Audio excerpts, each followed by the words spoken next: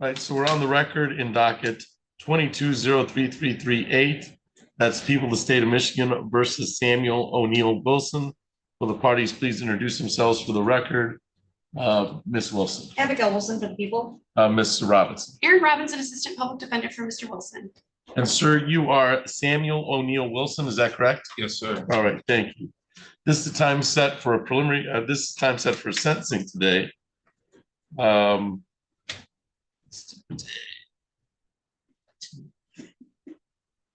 Is there any restitution on the file, on this file, the domestic violence, Ms. Wilson? Thank you, Your Honor. The people and probation have not made contact with the victim, so as of right now, we have no knowledge of any restitution. All right. Ms. Robinson, have you had the opportunity to go through the pre-sentence report with your client? I have. Any additions, deletions, or corrections? Not at this time.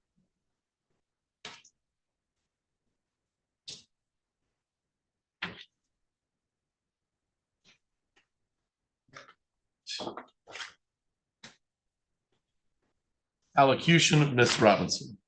Yes, Your Honor, we would ask the court to follow the recommendation by PSI and sentence Mr. Wilson to a term of probation with 7694A. Under the guidelines, I believe that he is eligible. Further, we'd ask the court to sentence him to 12 months of probation instead of the recommended 14. He is currently working. He lives in Jackson. He is working at Buffalo Wild Wings and doing well. So we would ask the court to follow the recommendation. Thank you. I don't have a 769 for a recommendation on the domestic violence. That was not a part of plea negotiations, so I don't believe it's being granted at this time. All right, so that's the request at this time, and it's not a Killebrew agreement, is that That's correct? correct. All right. Ms. Wilson, anything you'd like to say on Mr. Wilson before I let Mr. Wilson talk on his behalf? I think the recommendation is appropriate, Your Honor. That's all I have. Mr. Wilson, is there anything you'd like to say to the court before the court passes sentence? You can if you want to. It's up to you. No, Your Honor. All right, thank you. I know I've had the opportunity to read the pre-sentence report and listen to your attorney's allocution in this matter.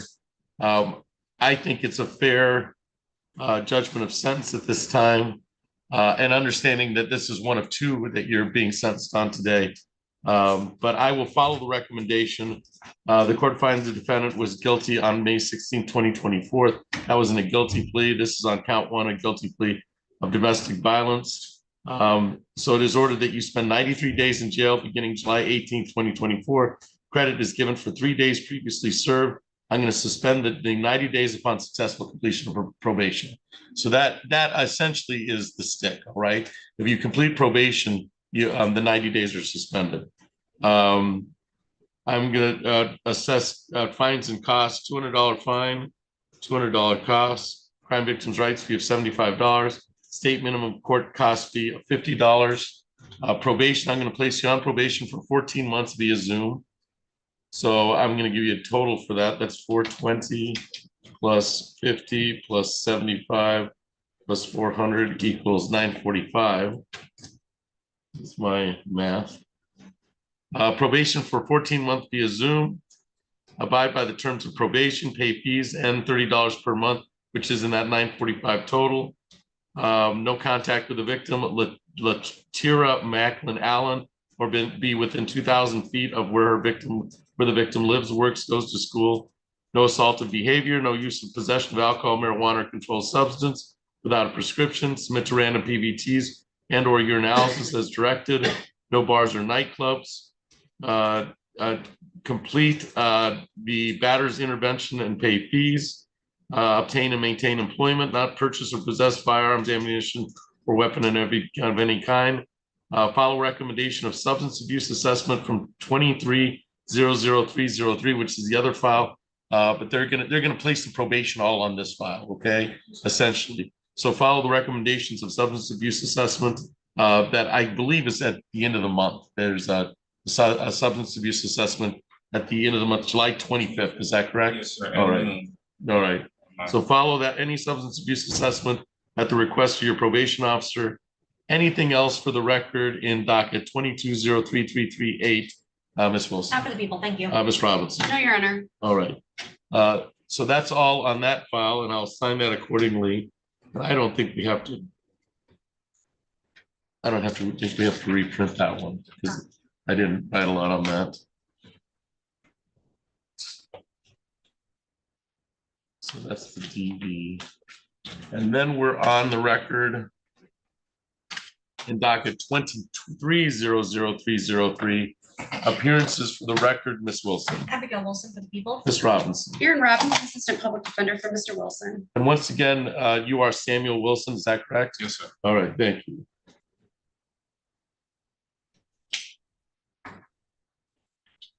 All right, this is the time set for a sentencing in the matter.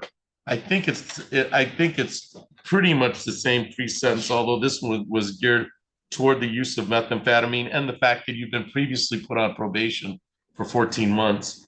Any restitution on this matter, Ms. Wilson? There's not, Your Honor. All right, Ms. Robinson, anything towards the pre-sentence report that you've been able to go over with Mr. Wilson? Any additions, deletions, or corrections? No, Your Honor. All right. Any allocution on this matter?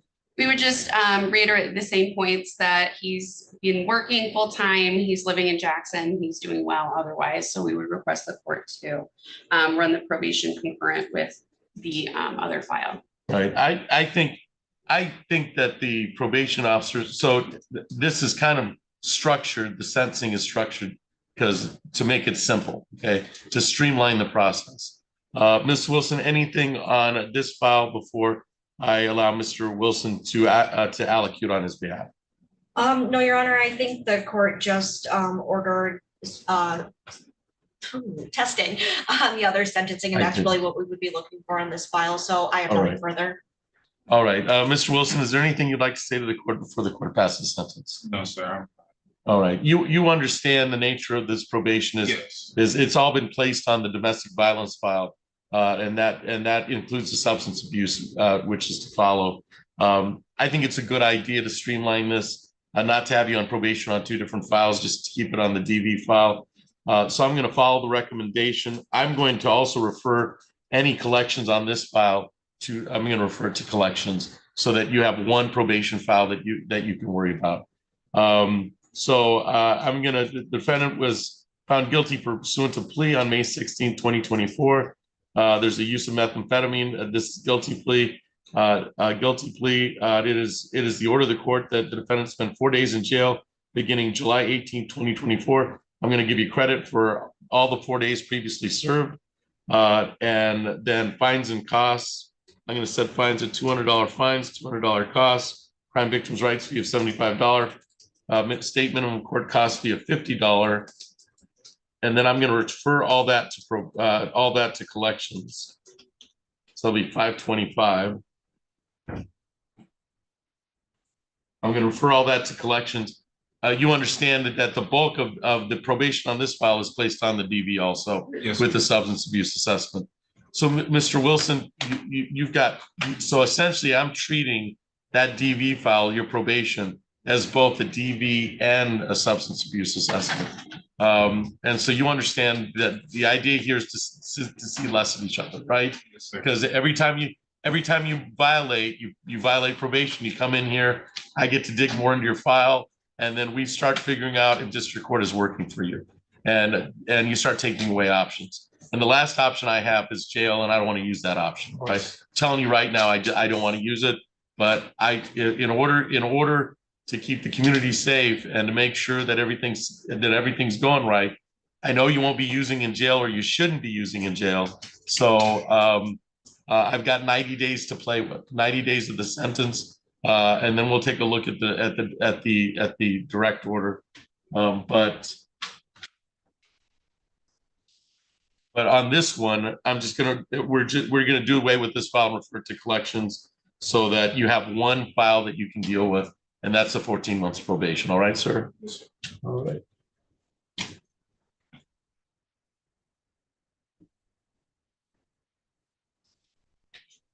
All right. So with that understanding,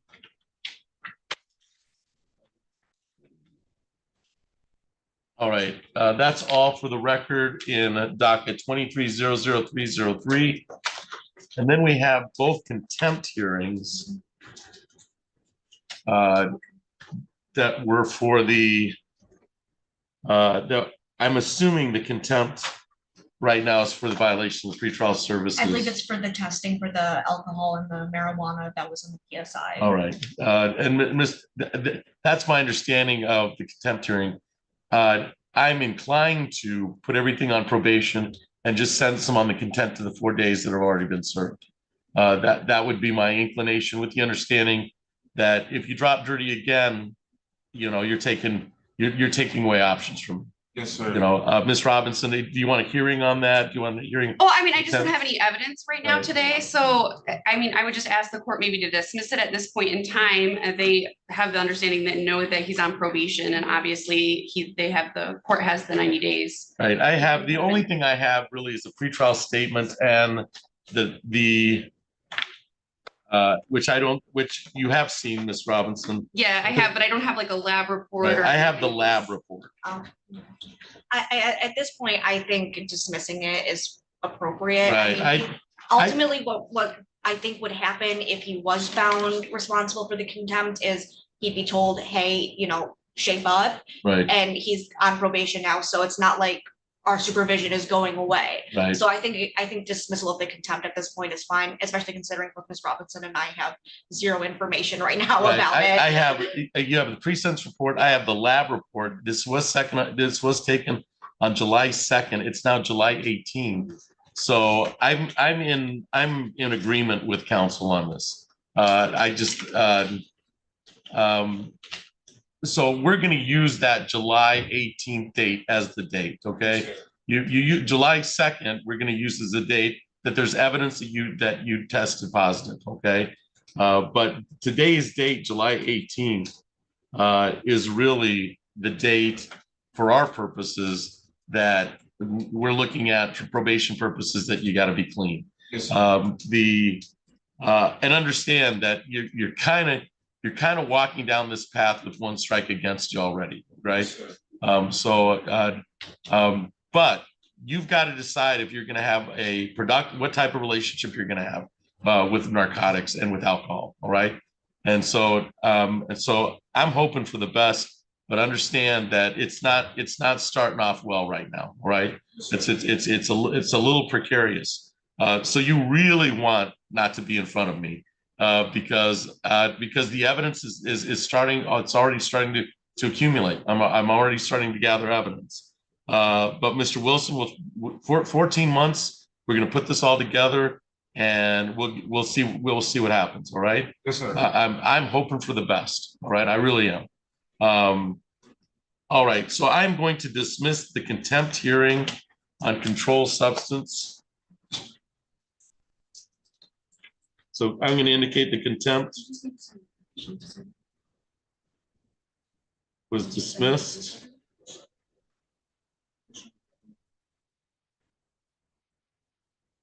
For parties' agreement.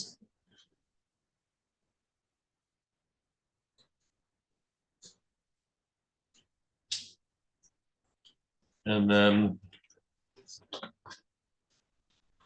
on the DV case, which is it's the same. Yeah. It's the same testing positive for alcohol. The contempt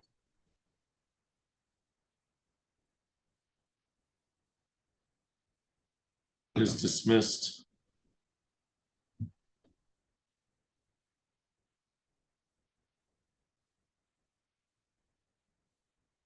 Per request of parties by the court.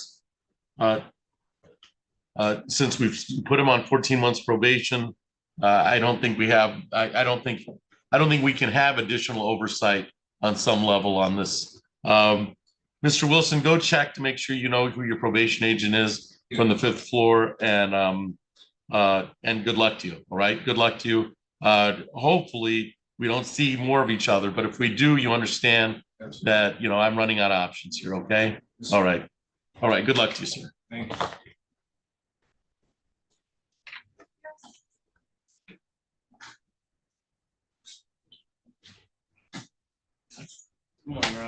Good morning, Mr. Feigelson. You have Mr. Henton. I do.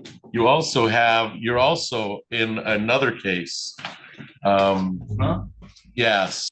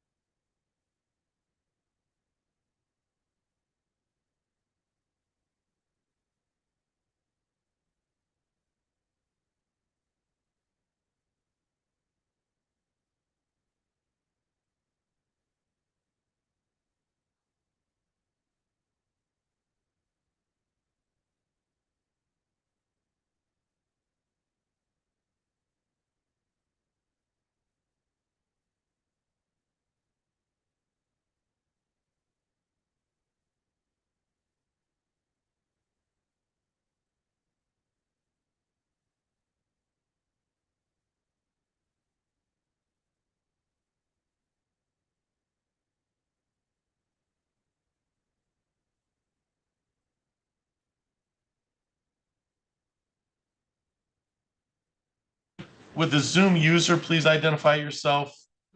You're under the moniker of Zoom user. Would you identify yourself for the record?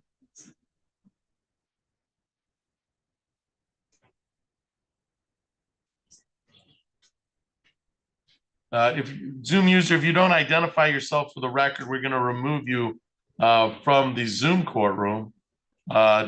So please identify yourself for the record. Are they connected to audio?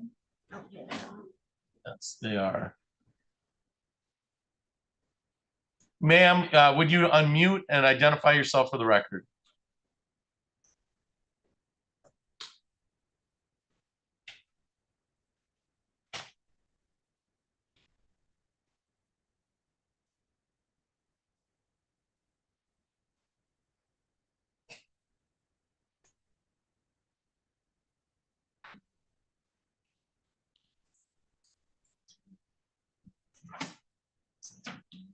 You're on mute, so we can't hear anything you're saying.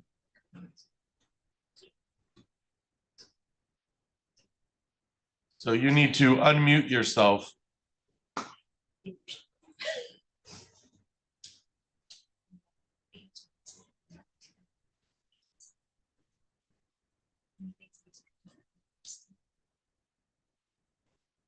All right, so I'm gonna put you in the waiting room until you can unmute.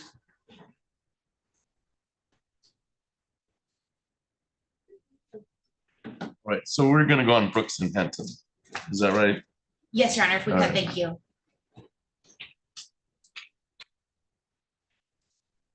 All right, and Mr. Johnson, you're here for Mr. Brooks, is that correct? Yes, Your Honor. All right, we're bringing up Mr. Henton as the co-defendant, so stand by, you're in the right place, and then we're going to place it all on the record. I do have somebody else in the Zoom room that was having technical difficulties, and I'm going to try to move them back as soon as they're able. I don't know who it is, and I didn't recognize the individual as the person who's on the docket today. So I want to identify them. Anna, would you like Mr. Brooks to join us up here?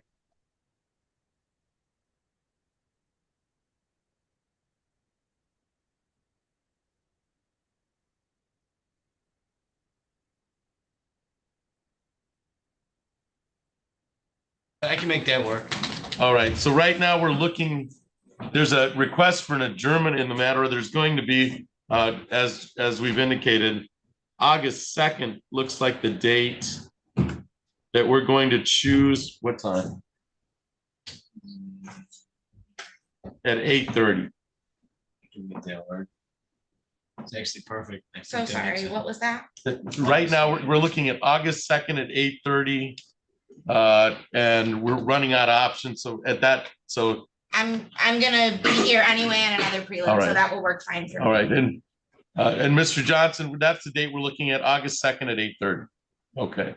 Does that work for you, Mr. Johnson? That works for me. Yep. I'm sorry. Your Honor. Perfect. Thank you. All right, so let's stand by and we'll wait for Mr. Hinton to join us. And Mr. Brooks should be in the courtroom. Is he excused, Your Honor? He is. Yeah, he's right here, Mr. Johnson. Thank you. Thank you. And I apologize to everybody. Oh, that's all right. All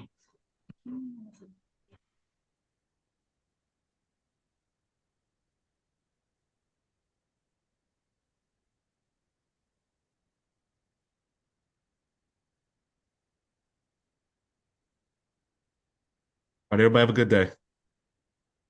We're hang on. We're going to bring up your client, put it on the record. Okay. You mean my client, Your Honor, but that's fine. We're going to bring up Mr. Henton, and Mr. Brooks is here. We're going to put it all on the record, and then we're just waiting for Mr. Henton.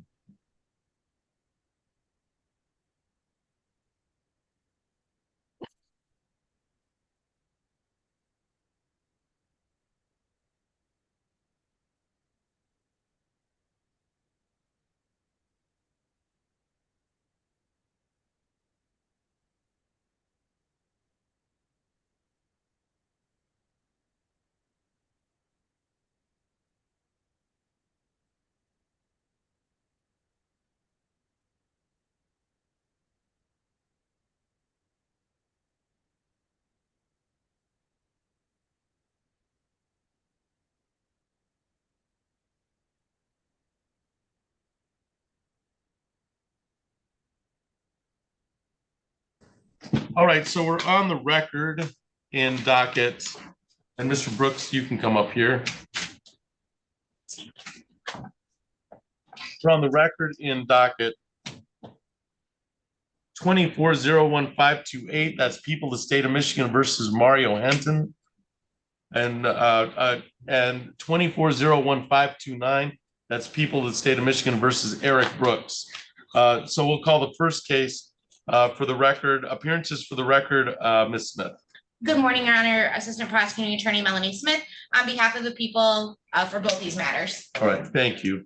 Mr. Feigelson. Yes, Your Honor. Good morning, Assistant Public Defender Stephen Feigelson, on behalf of Mr. Hinton, who's standing in the courtroom to my right this morning. And sir, you are Mario Henton, is that correct? Yes, Your Honor. All right, thank you.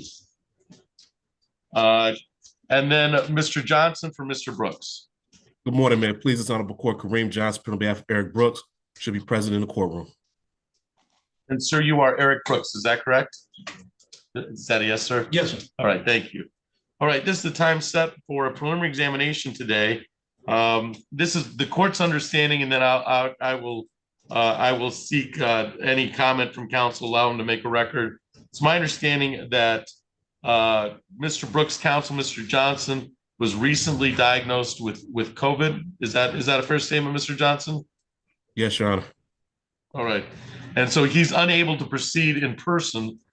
He's joining us via Zoom today.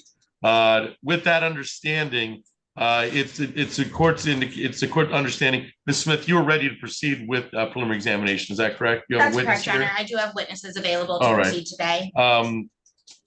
But there's a request for an adjournment.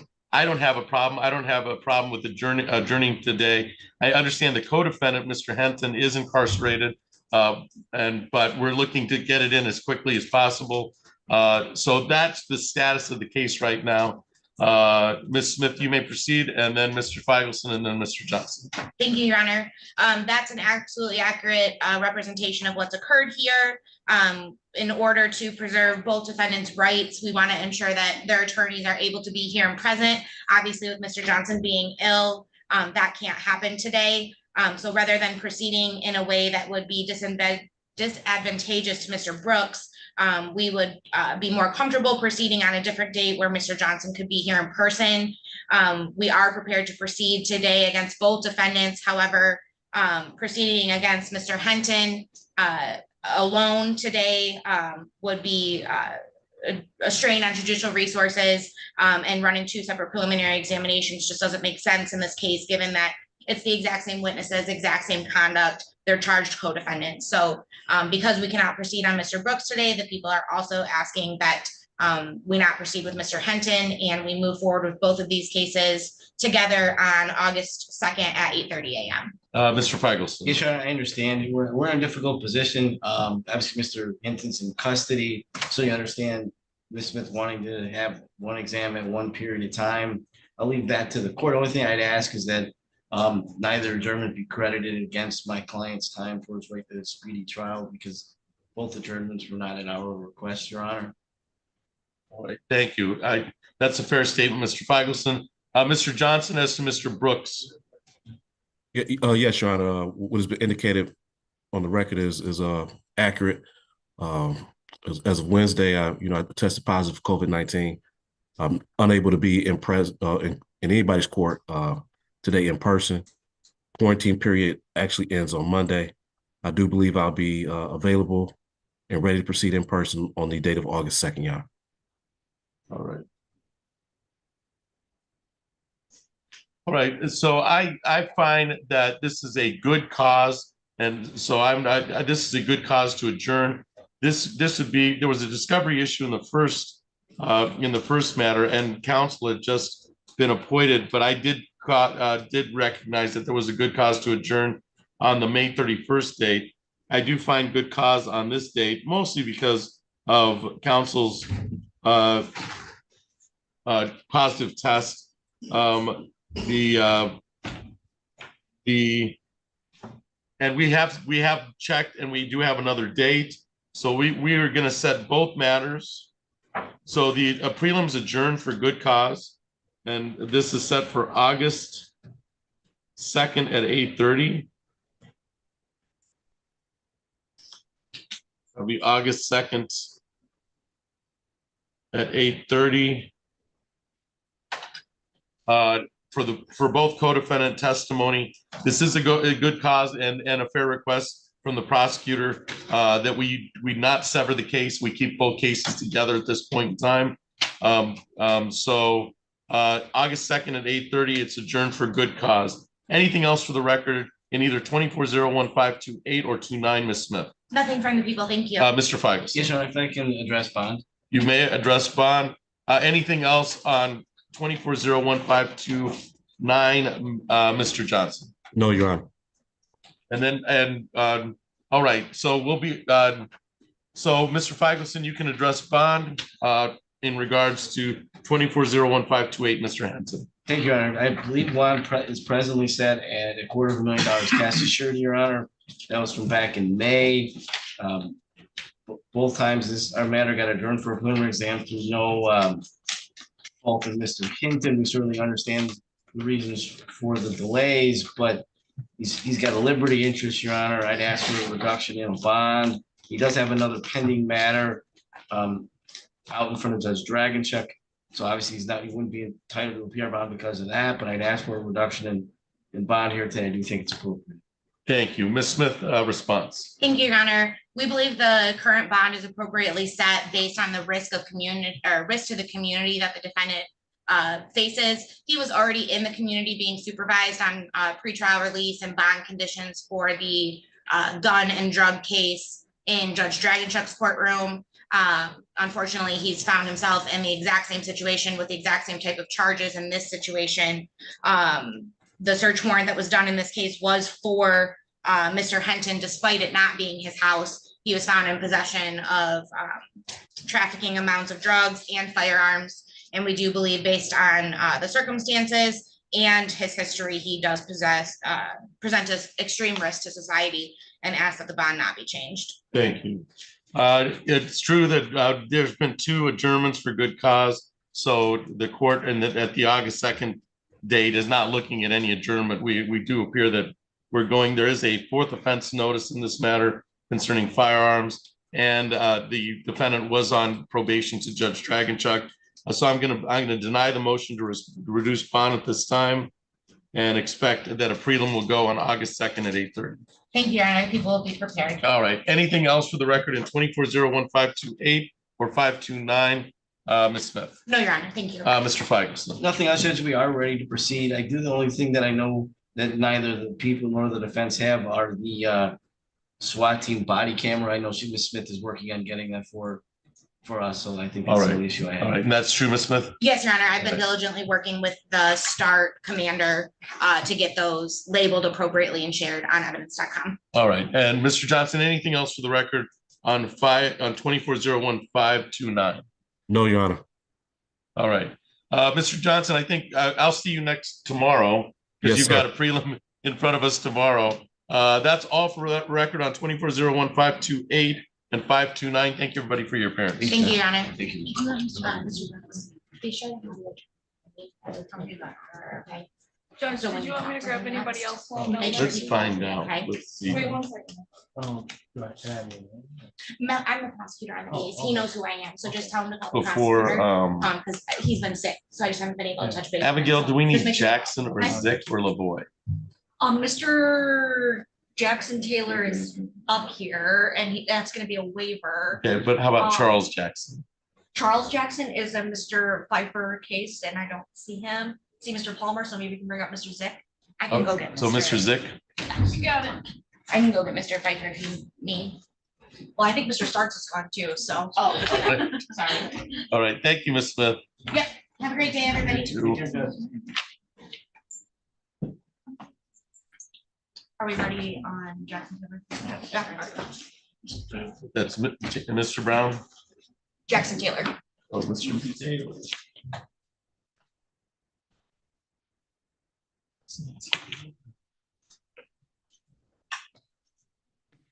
All right, so we're on the record in docket 24-01985. That is People of the State of Michigan versus Jackson Taylor. Will the parties please introduce themselves for the record? Ms. Wilson. Abigail Wilson for the people. Mr. Etheridge. Morning, Your Honor. Attorney Derek Esper on behalf of Mr. Taylor. Mr. Taylor's in the courtroom standing to my right. And sir, you are Jackson Taylor, is that correct? Sorry. Thank you. This is the time set for a preliminary examination today.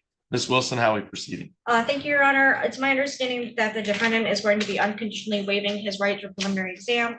The people also unconditionally waive their right to preliminary exam with negotiations to continue in circuit court. And is that a fair statement, Mr. Etheridge? Yes, it is, Your Honor. May I inquire of your client of his waiver of the preliminary examination? Yes, Your Honor. All right, Mr. Taylor, you understand you have a right to a preliminary examination today. A preliminary examination is a probable cause hearing in which the people would have to prove by probable cause evidence that a crime has been committed and the identity of the person who committed that crime.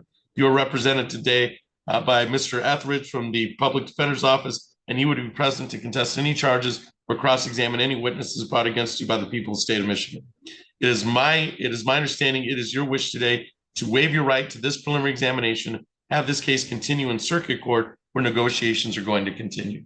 Is it your wish today to waive your right to a preliminary examination? Yes, sir.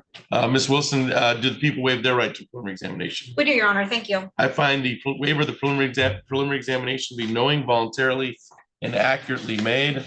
And Ms. Wilson, I'm going to call on you or Mr. Etheridge, but for the bind over documentation.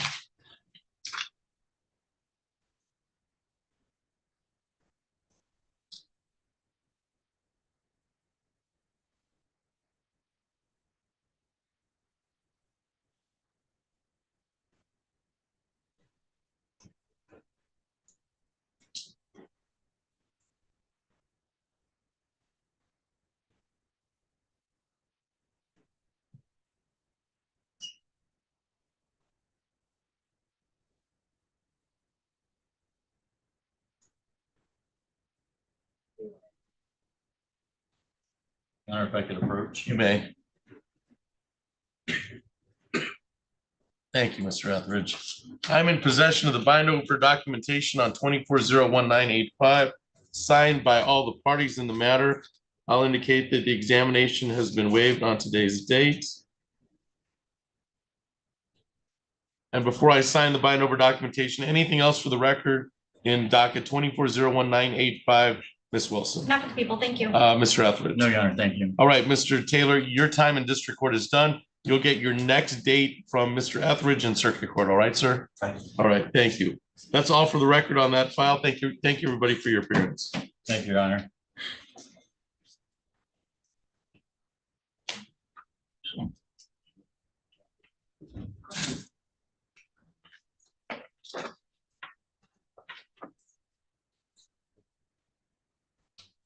All right, we're getting We're getting Mr. Zick. all right, we're getting Mr. And that's just a reset, right? Yes, yeah, I guess the PSI wasn't done. Yeah. And he's gonna want me to argue fine. To which I will object. Etheridge just took it to give it to you. Hey, left yet. Where'd you go? I have no idea. He just walked out with it. Okay, He texted that he got it. okay. Did he work nights again? I mean, probably, I think Stover exclusively works nights. All right. The date for I sent Brayden a quick message. I'm gonna.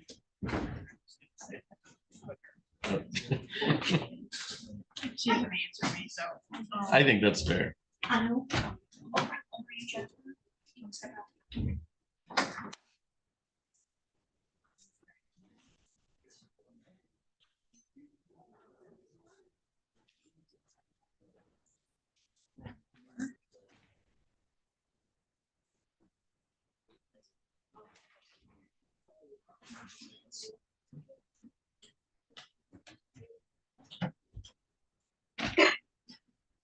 Probably 23, but it's gonna, I don't know if he's held up his charge.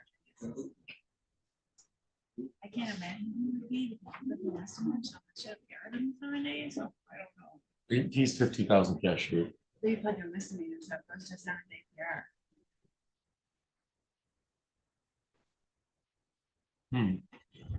So I'm not sure why it didn't PR.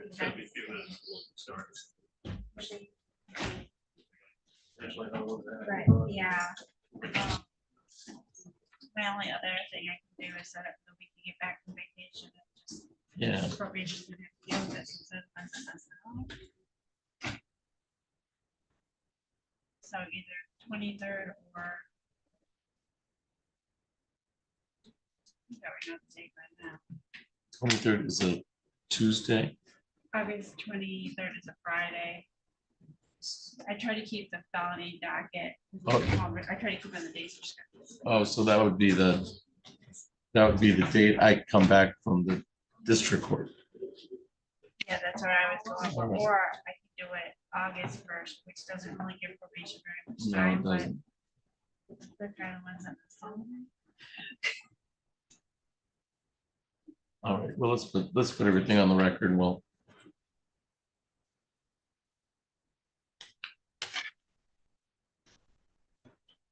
And Mr. Palmer, do you need some time to talk to Mr. Zick?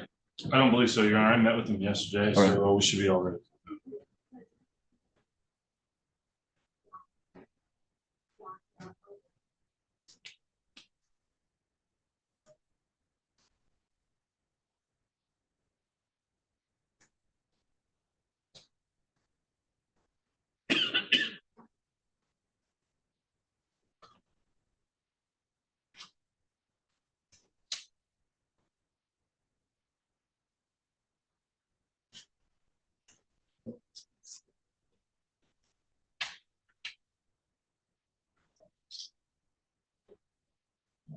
Let's see if these people, like, We shouldn't have anybody on. Well, we to be honest lost. with you.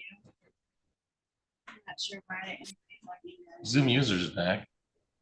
I think they're just trying to see the proceedings. Ma'am, you're under the moniker Zoom user. What case are you here on? I'm here on the Joseph Harris case. Harris case. We don't have a Joseph Harris case on our docket. Oh, okay, thank you. Do you have a case number? His case number is, oh, I have his case ID. What, is that a number? Yeah, it's 2024-24-02117. Like the report number. You're his judge on record. Yeah, that means I signed the complaint. I'm not. Did you say Joseph Harris or James Harris? Joseph Harris. Joseph Harris.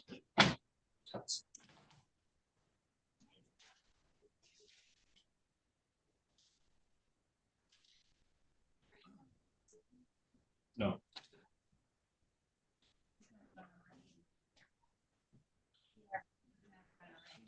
So he's warranted. Yeah, so there's a warrant out for Mr. Harris's arrest, but he's not been arraigned on it. Oh, to my knowledge, he's in the hospital right now. I didn't know he had a All right, warrant. yeah, I don't know anything about it. You might want to call the criminal division of 54A.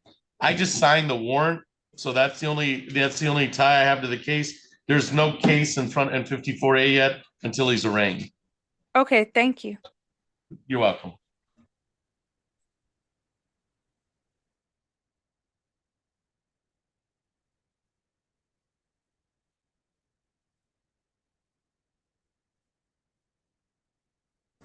(24-01127). That's people of the state of Michigan versus Edward Zick. Ms. Wilson, I'm sorry. Sorry, that's fine. Didn't see it. You were missing you.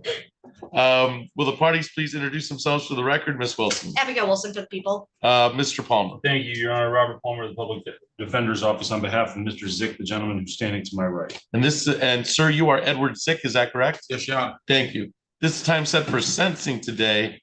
It's my understanding, I'll make a record and then I'll allow counsel that we're unable to proceed today.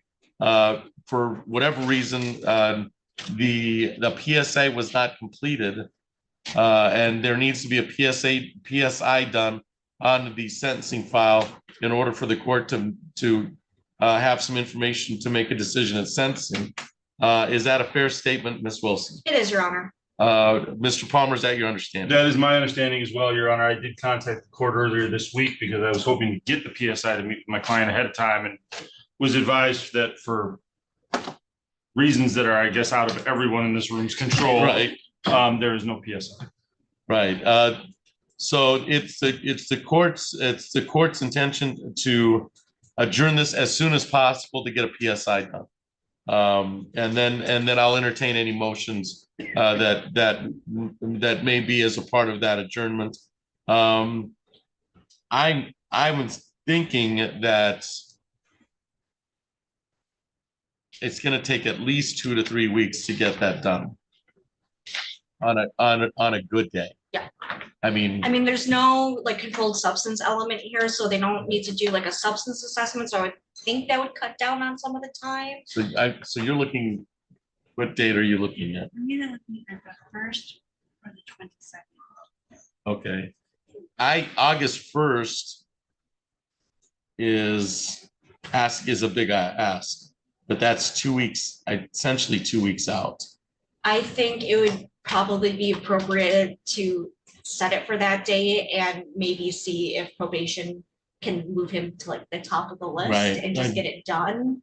I agree. Yeah. I agree. I think that's a fair request. So we're talking August 1st. Yeah. If that's the best we can do, that's the best we can Yeah. do, Judge. That's 2 weeks out. And even then, I think we're kind of pushing it, but it's better to push it in this manner than to, because the next date would be out at least 2 weeks from that. Yeah. And that's pretty far, you know, so, all right, so we'll reset the sentencing for August 1st. And if probation has any questions, they can complain to me, because I understand they're gonna have to put this, prioritize this. August 1st, 2024, at what time? So they ain't trying to give you no couple months. I'm sending the appropriate emails. So we reset the sentencing for August 1st, 2024 at 8:30. Mr. Palmer, would you like to be heard on bond? Yes, Your Honor. First of all, you said August 1st at 8:30. August 1st at 8:30. Okay.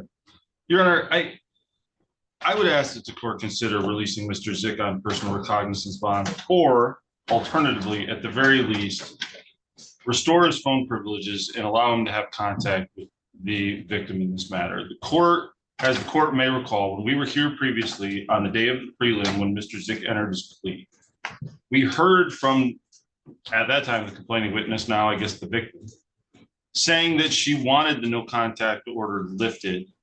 And she's here present in the courtroom again today, continuing to say the exact same thing. I understand that Mr. Zick has entered a plea now in this case. I fully get that. And I understand that as a general rule in assaultive type cases, there is a no contact. But I would say that Mr. Zick has been in custody now. I think by my calculation, he's been in custody 79 days on this. This matter is being adjourned through no fault of his own. He remains in jail. We've now heard, we've heard previously that the no contact order was desired to be lifted by the victim. She's here again today. And if the court wants to hear the same thing again today, I anticipate that that's what would happen. I will also point out that Mr. Zick has not been sort of just sitting back and, sitting around while he's in jail. He's been being productive. He's only been there 79 days, but Mr. Zick has taken a number of steps. He's completed two different sections within the GED program and has passed the compliance or aptitude tests for both social studies and science in that regard. He has obtained a number of documents with the assistance of jail staff. He's attained a number of documents which previously prevented him from certain types of employment. And what I mean by that is birth certificate, identification, all these kinds of things. So, it's not as if he's sitting there doing nothing and just sort of resting on his laurels, I guess. Mr. Zick has been proactive while he's in jail to the extent that he's able. Obviously, he's got a lot of limitations while being in custody. But he is taking this seriously. I understand the prosecution is going to object. I fully understand that. But the court had heard the statements from the complaining witness at the time of the plea taking, had heard that she desired to have the no contact order lifted, had advised us that we would revisit this issue again at sentencing. Here we are at sentencing. She's here to provide, from what I understand, would be exactly the same statement or very similar statement regarding her desire to have the no contact order lifted. And yet we can't have a sentencing today through no fault of Mr. Zick's. I would also point out, Your Honor, that if the court was willing to release him, and of course we don't have a PSI that recommends jail versus release, we don't have either of those things. But if the court was willing to release Mr. Zick, he does have a stable address that he can reside at. That's his mother's address. He can go there. He can avoid contact with the complaining witness if the court chooses to not lift the no contact order. But at this point, I think, Your Honor, Mr. Zick has had a sufficient, for lack of a better term, timeout. Whatever was going on at that point in their lives has sort of been resolved. He's entered his plea. He's had an opportunity to think about all of the consequences of this stuff. He knows that he faces a year in jail. I would ask that the court either release him on a personal recognizance bond, and if the court wants to put him on a tether, that's fine.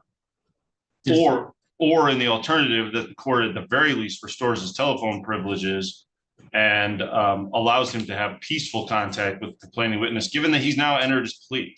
So there's no, the issue there, I guess, being judged, that there's no further concern of a witness intimidation, anything like that. He's not, at this point, he's not, he really doesn't have the ability to intimidate her, so to speak, or influence her to do anything, because he's got no other pending case and he's already entered his plea. So with all that, Your Honor, I'm asking for either of those alternatives. All right. Thank you, Mr. Palmer. Is Mr. Zick being held on any other files Not other than this file? that I'm aware of, Your Honor.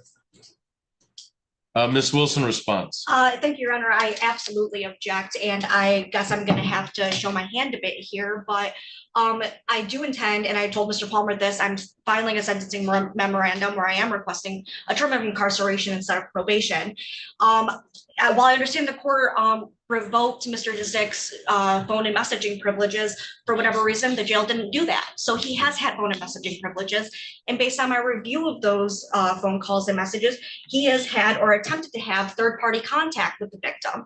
So I don't think that he is taking this seriously. I don't think that he is respecting the court's orders. I don't think if he is released into the community, he is going to be respecting the court's orders. I don't think he's a candidate for bond. I think he needs to remain in jail because he's just not taking any of it seriously. He's not respecting the court's orders. He's continuously violating them. I understand the victim wants the no contact order lifted. That's not up to her. That's up to the court. And I think that he has proven himself time and time again that he will not follow any terms of a bond if he is released. He violated the no contact order here in the court in front of another judge.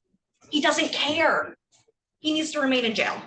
The allegation that you'll be making at sentencing is that he's had post May 16th contact. That is correct.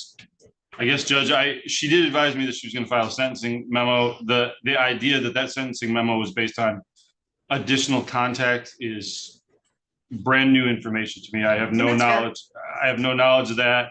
Obviously at this point it's an allegation. I didn't even know that there was an allegation to that, let alone have I heard any phone calls. All right. Well, hopefully this will all be sorted out in August 1st when the pretrial is done. But it sounds like it's going to be a fairly contested sentencing on some level.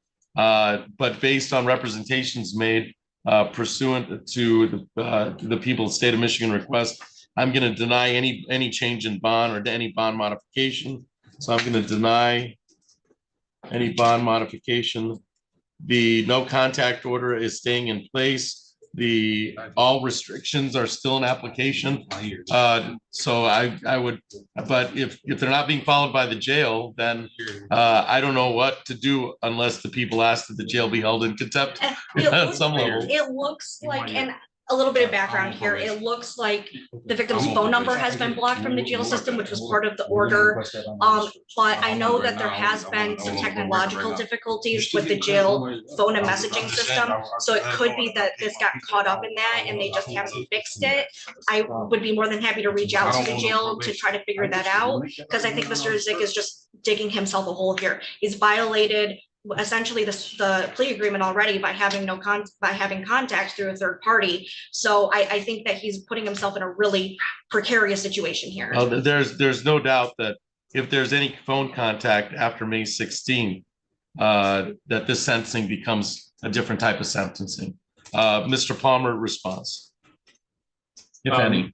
At this point, I have no response here. I guess we'll wait and see what comes out on the August 1st. All right. So this is set for sentencing on August 1st, 2024 at 8:30.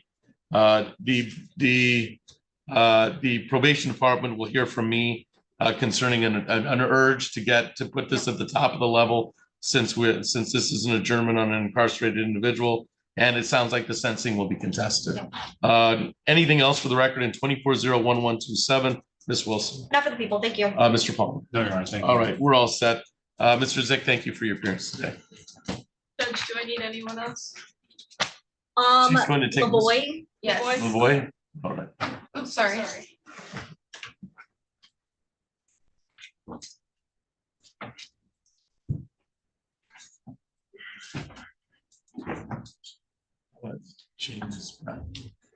I have not seen him. Do you want to call Brown? All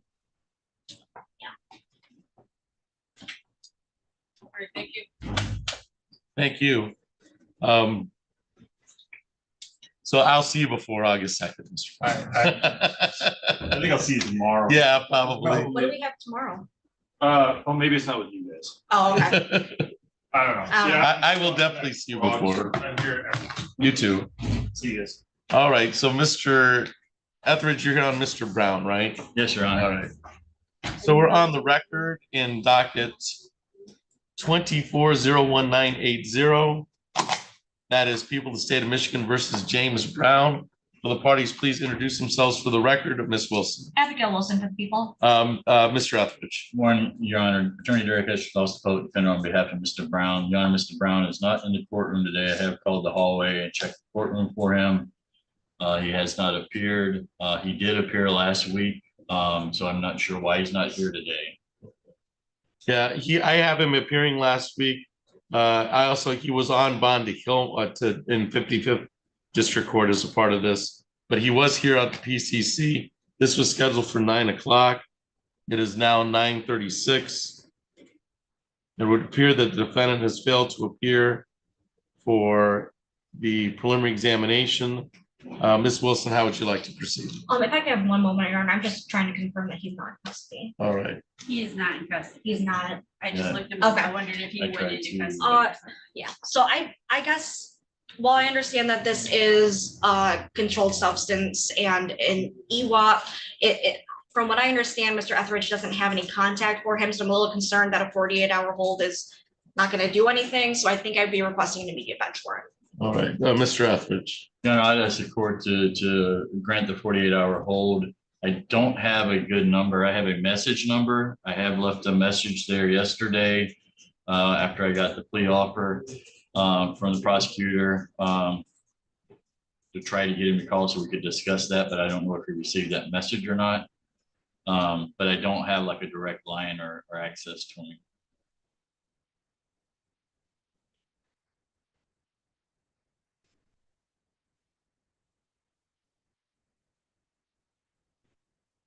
Well, I have him on bond to Hillman, and I guess that's the deciding factor for me, that he's currently on bond. He was at the PCC. There's been little contact after the PCC with Attorney Etheridge. And so I'm going to issue the bench warrant and bond forfeiture at this time. Anything else for the record in 24-01980, Ms. Wilson? Not for the people, thank you. Mr. Etheridge. No, Your Honor, thank All you. right, thank you. I'm just gonna go release that officer. All right. And then, Mr. Etheridge, you let us know if Mr. Brown has contact, because we can arraign him right away. All right. You know, thank yeah.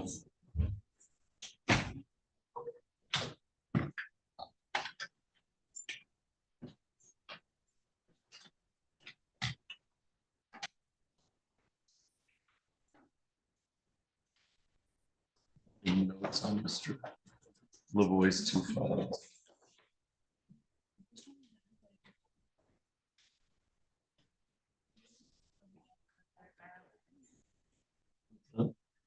Third charge now, but that one was checked. See you guys tomorrow. All right, take care, Mr. Etheridge.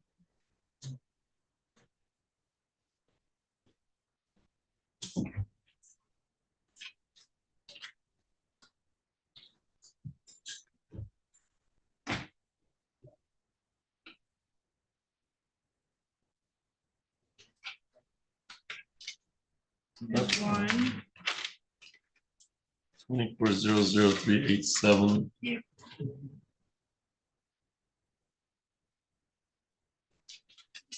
Straight. Okay, yeah, I've started putting the number at the top, so that's Okay. 03530. I didn't do it on the other one. But we kind of saw this. This is the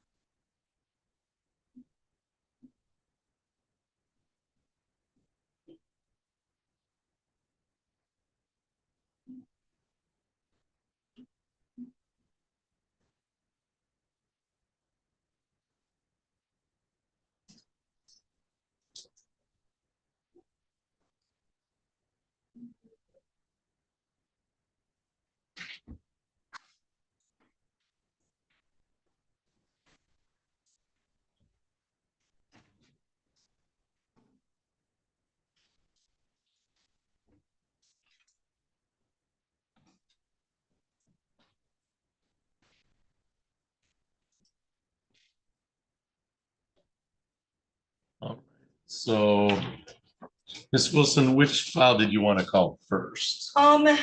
Oh, I can't remember which ones are which. Yeah, I think it's the same we adjourned for the same witness on both. We did not actually. Okay.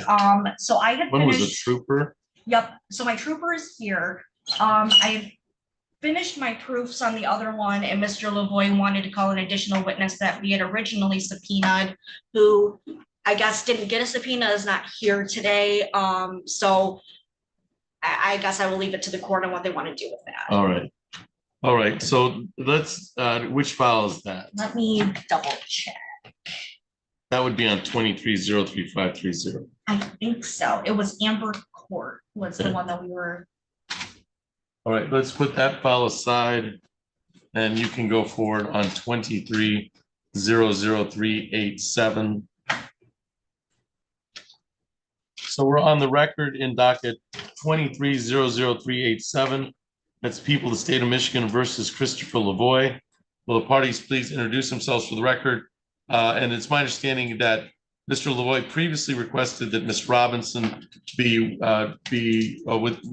withdraw from the case or not handle the case, and he is representing himself. I've appointed Ms. Robinson as standby counsel in the matter. Ms. Wilson, your appearance for the record. Thank you, Your Honor. Abigail Wilson for the people. And sir, you are Christopher Lavoy, is that correct? Yes. All right, thank you. And then Ms. Robinson, you are acting as standby counsel at the request of the court, is that correct? I am. All right, thank you. This is the time set for a continuation of the preliminary examination. It was started on June 27th. And so it's continued, it was on June 27th. Mr. Lavoy, this is a continuation of the preliminary examination. Did you have anything you wanted to ask of the court? Yeah, I wanted to ask the court for forensic exam. So you want to petition at this time for forensic examination? Okay. I'll leave that as a circuit court issue. Okay. I think at this time, based on what I've seen and based on the cross-examination of the witnesses, we do not have an issue. But Mr. Lavoy's he's able to file a packet in order to represent himself pursuant to this claim. So I guess my concern here is he's been out now, circumstances have changed possibly, he's Right. coming back. And if we continue with the exam and it gets up to circuit and there is a competency issue, then I think we're looking at having it remanded back here. So that's my concern. All right. It is my concern also. Yeah. I mean, that's a concern of mine that we'll remand for the competency petition. Once Mr. Lavoy also has another file in front of Judge Ward. He does. Is it the request of counsel at this time to have Mr. Lavoy file a packet petition? I think that's probably the best move because I think we're just setting ourselves up for a Who is potential issue. retained on Judge? I believe Ms. Robinson is appointed to that, but I don't know if she is going to be on it given the circumstances with these cases. All right. And Ms. Robinson, of course, can provide the packet, but Mr. Lavoy has to fill out the packet. Yeah. And if Mr. Lavoy doesn't fill out the packet, Yeah. then Then we just reschedule for prelim. Yeah. All right. Do you understand that, Mr. Lavoy?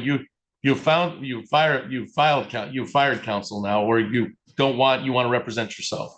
I understand, but I don't think how would I fill out the packet? I don't understand how to fill out the packet. I think you can request Ms. Robinson to help you fill out the packet, okay? You can fill out the packet on your own, but that's the extent of your options right there, is to fill out the packet on your own or to see or see if Ms. Robinson can help you fill out the packet. But it's got to be filled out before the next hearing, or else we just go forward with the hearing. Do you understand that, sir? All right. So at the request of a forensic evaluation. And at this time, then I'm going to remand. Okay, we're going to remand. I'm going to remand bond on both these cases pending the filing of the petition. We're in the middle of the preliminary examination. So at the preliminary examination, so this is on 23-00387. Did you want me? You could make argument on 23-0035830. You just want to? Yep. Okay.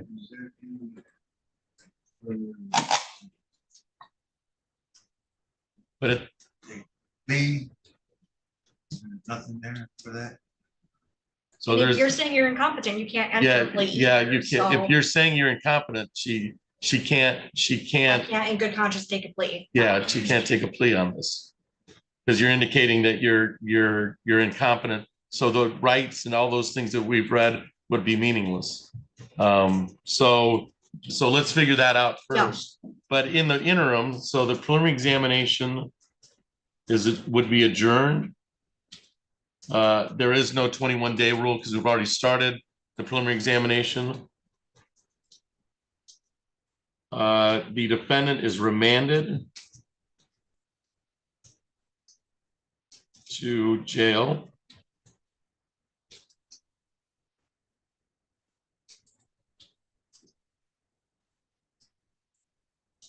To await the filling out of the application, and then we'll revisit any bond reduction at the next hearing. But the defendant is to file a petition for forensic.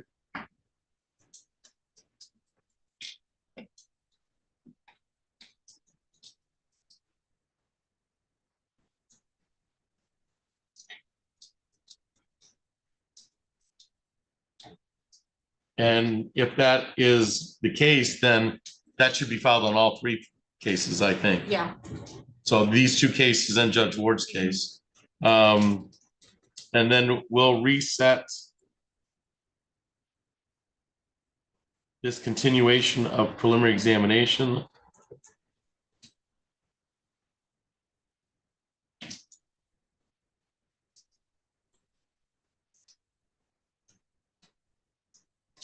And so we'll reset it 3 to 4 weeks out, I would think. Yeah. I mean that's to make sure the petition's filed, to make sure the subpoenas are out. That at least gets time to possibly get the packet done.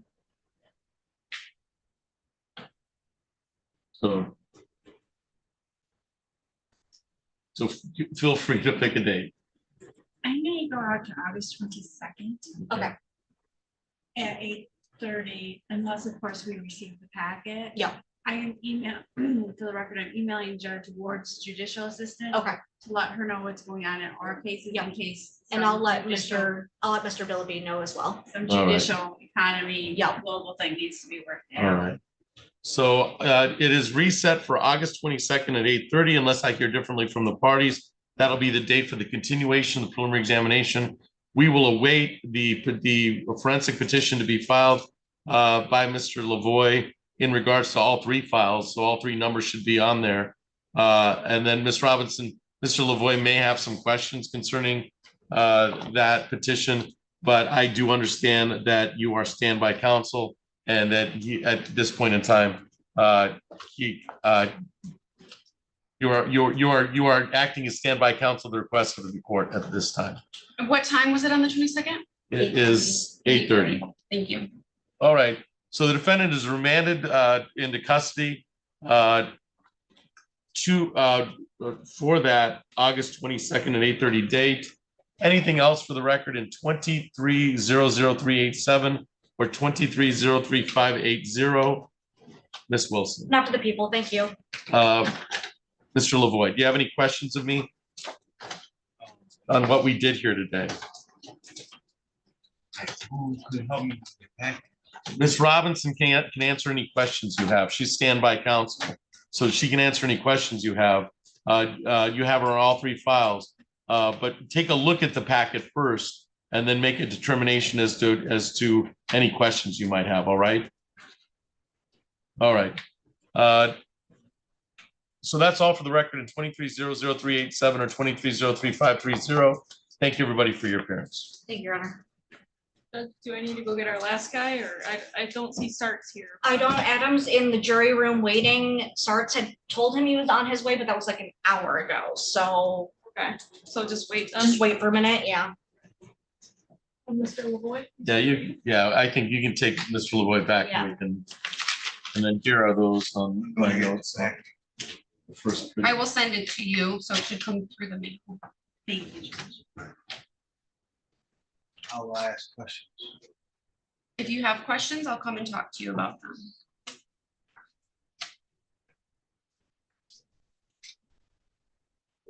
Is Mr. Sart's handling Mr. Milks So for Charles So Jackson? my understanding is that it's always been Mr. Starts and there might have been a mix-up Okay. in entering like a P number or something, because the only appearance we have is for Mr. Starts. All right, good.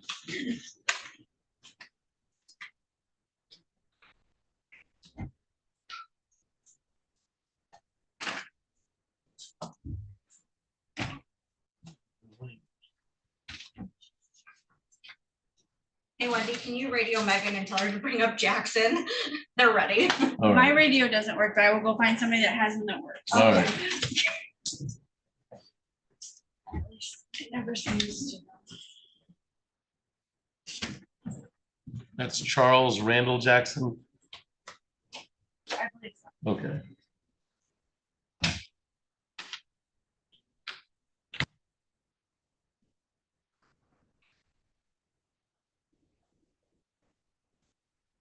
We'll see you, Ms. Robinson. Have a good one. You too.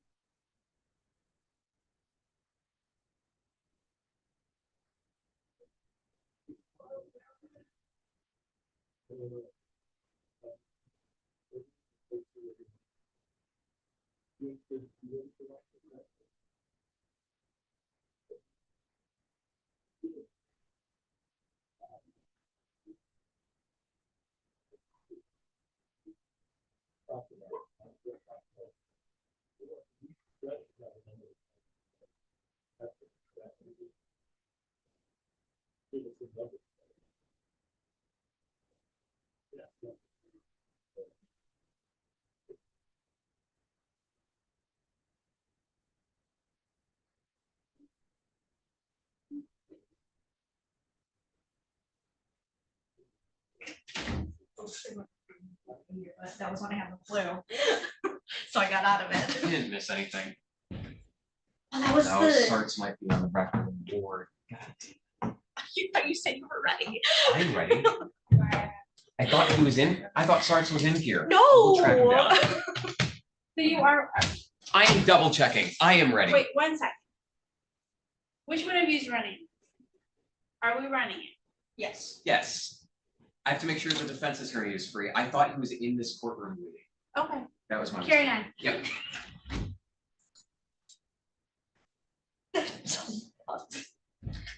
Okay, competent. Okay, well, that's the definition of competent, but all right. I'm like, I was sitting here and I'm like, I did not hear that. And then I'm like, I don't even know how to explain this to Shelley. You could just have a seat on this shit. Apparently the defense attorney that we thought we knew where it was, we do not know. Interesting. Adam just went to try to find him. Because I got to the top of the stairs and then I get the radio call. Because So I all called the way you, back down. Because I Adam called- told me he was ready. I called you, but apparently the old radios don't work at all, so I figured that one out. So I went and had Dale call you for me.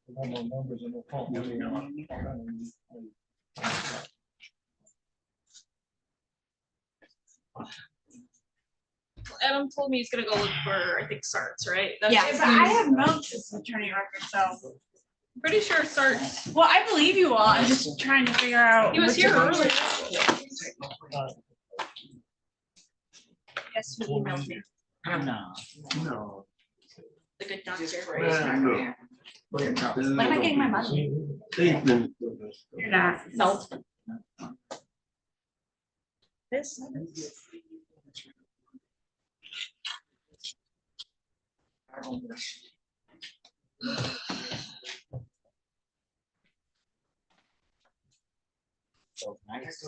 There he is.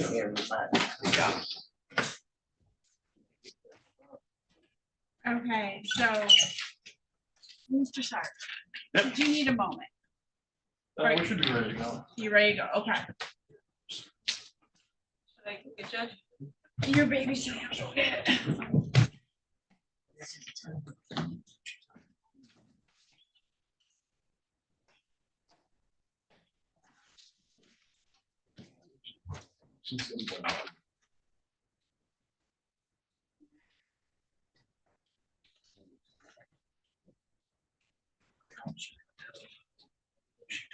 Okay, you judge.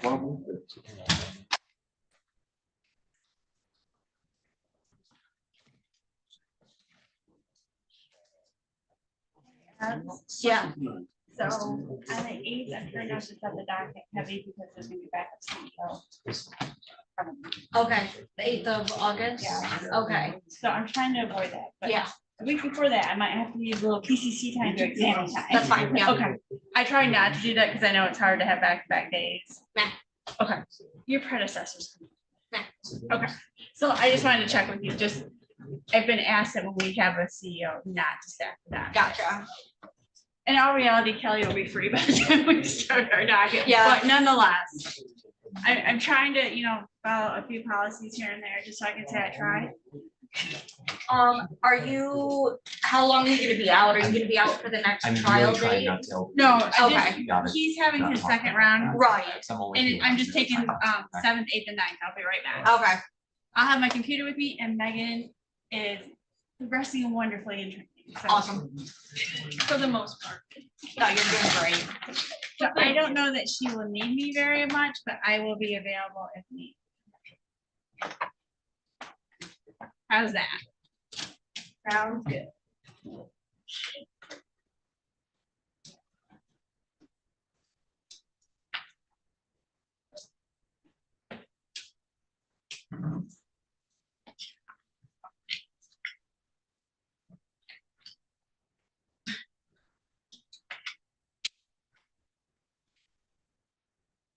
Have we started this exam, Mary? No, we have not. He was not brought over last that's time. right. Yep. Yeah, for whatever reason, they. I'm tracking now. I'm just trying to make sure I know what's happening. I was trying to figure out why I had seen this.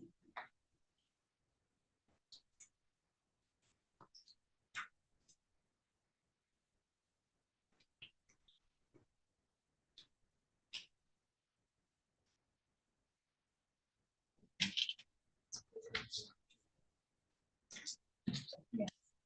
Well, it wasn't. I am walking to the church. All right. Be seated.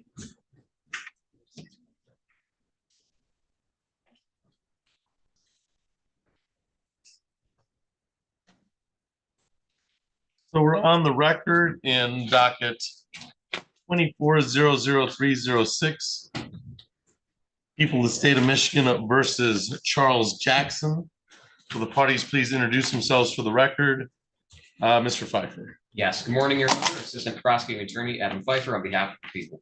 Mr. Sarks. Good morning, Your Honor. Jacob Starks, the fourth Assistant Public Defender, I'll be here on behalf of Mr. Jackson. Mr. Jackson is present at council table. He's seated to my right. And sir, you are Charles Jackson, is that correct? Thank you. This time set for a preliminary examination today. Mr. Pfeiffer, how are we proceeding? Your Honor, people prepare to proceed today under MCL 768.27C with Officer Stover. We were ready last time, but there was the clerical error that made it to where we had to wait till today.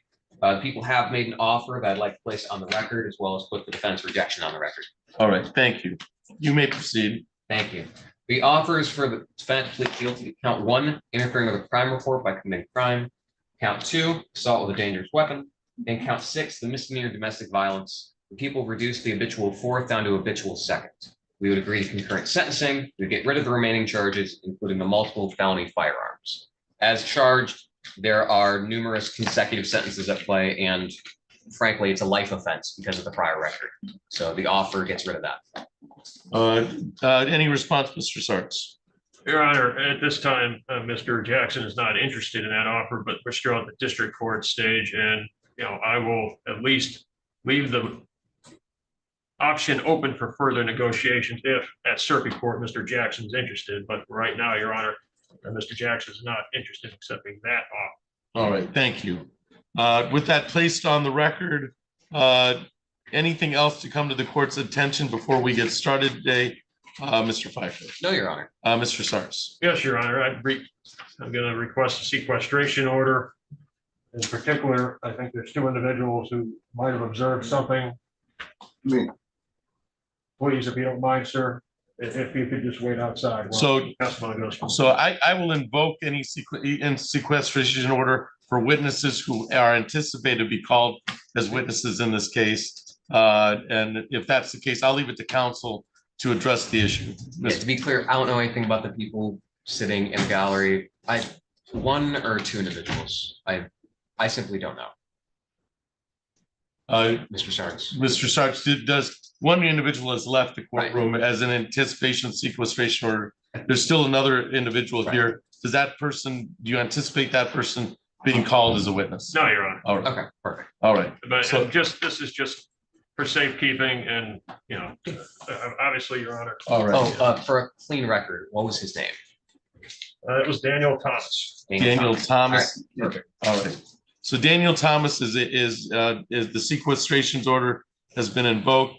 I will leave it to counsel to bring it to the court's attention if any other witnesses appear that we need to invoke the sequestration order so that one witness does not watch another witness testify. Anything else, Mr. Sarts?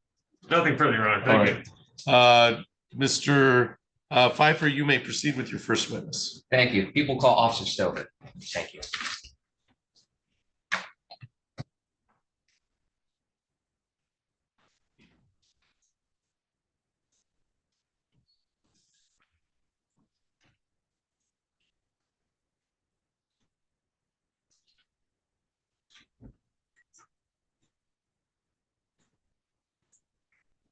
All right, officer, I'm gonna have you come back up, come up here, and please state your first name and last name and spell them both for the record.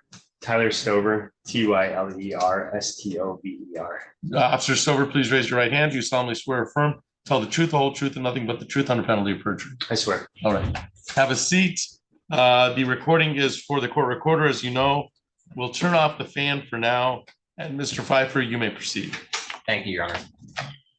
Morning, Mr. Stover. Morning. Where are you currently employed? The Lansing Police Department. And what's your role there? I'm patrol officer. How long have you been an officer at the Lansing Police Department? Approximately 3 years. Were you working that capacity on January 22nd, 2023? I was. And on that day, did you end up responding out to 316 Cloverland Drive? I did. Did you make contact with Maria Whiting? I did. Now, did you speak with Miss Whiting? I spoke with Ms. Whiting. Thank you. I'm kind of jacking the grounds and lack of foundation. All right. There's no question I asked for foundation. Well, I think he's just indicating the part of the investigation that's gone through. I'll overrule the objection. You may proceed. I assume part of the initial investigation is going to be part of the foundation for 768.27C. Yes, as I've done many times. All right.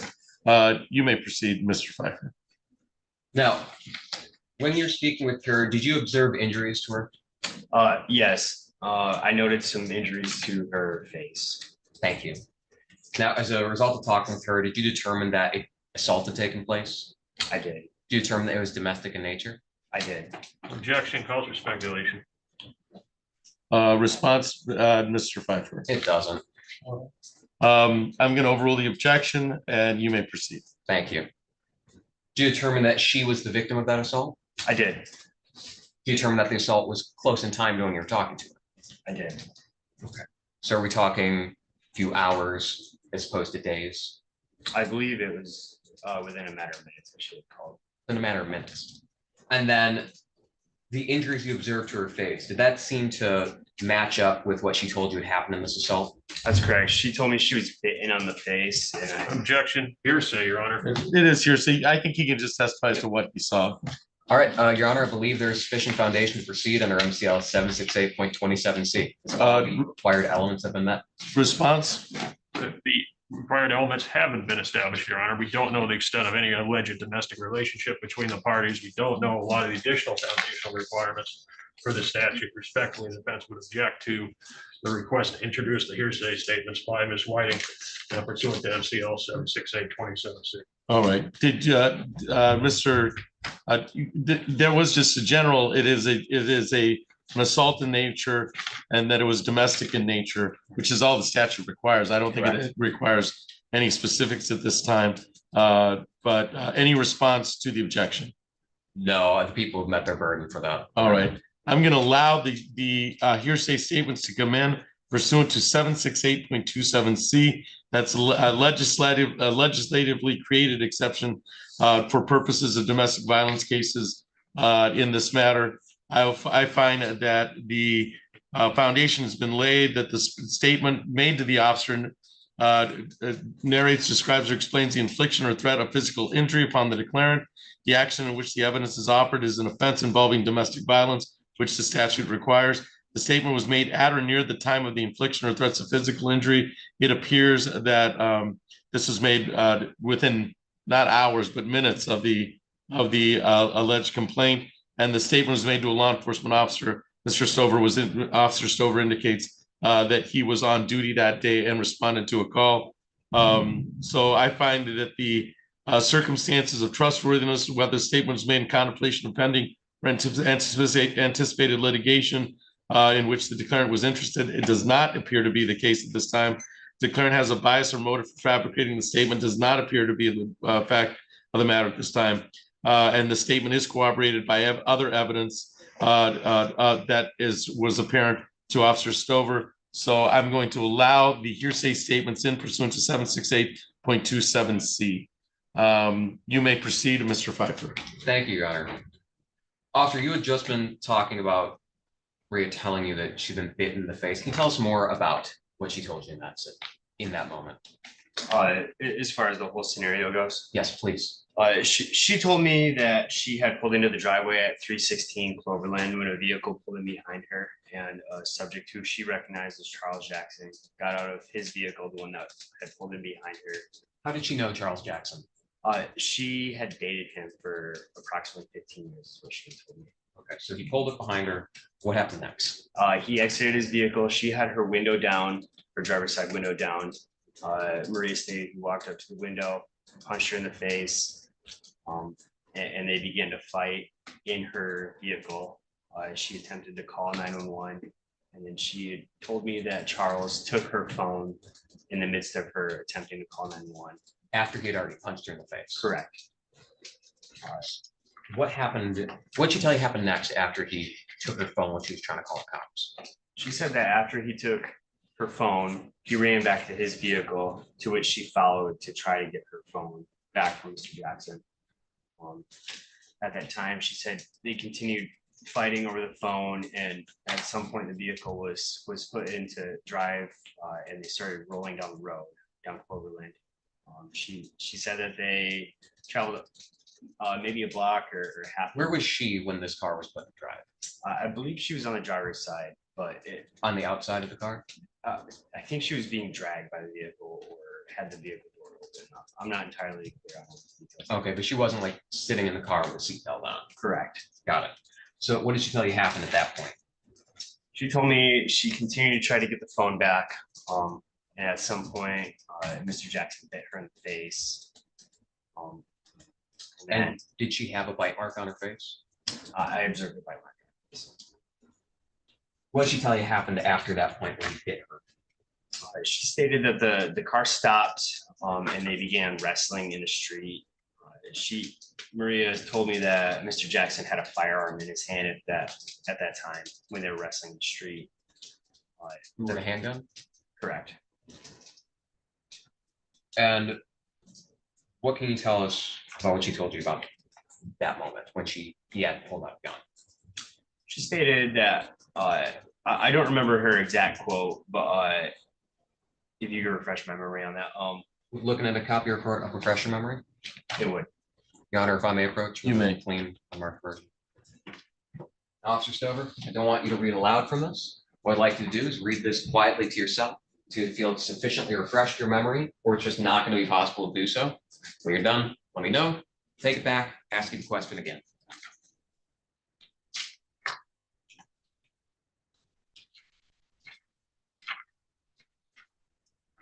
What's that? Now, Officer Stover, did that help refresh your memory? It did, thank you. Now, what did Maria tell you happened once the gun came out? Maria stated that he was swinging the gun around like he was going to hit her with it. And she also stated that he pointed the firearm at her multiple times. And Mr. Jackson said something along the lines of, excuse my profanity, "Bitch, I'm tired of this snitch shit. You're dead."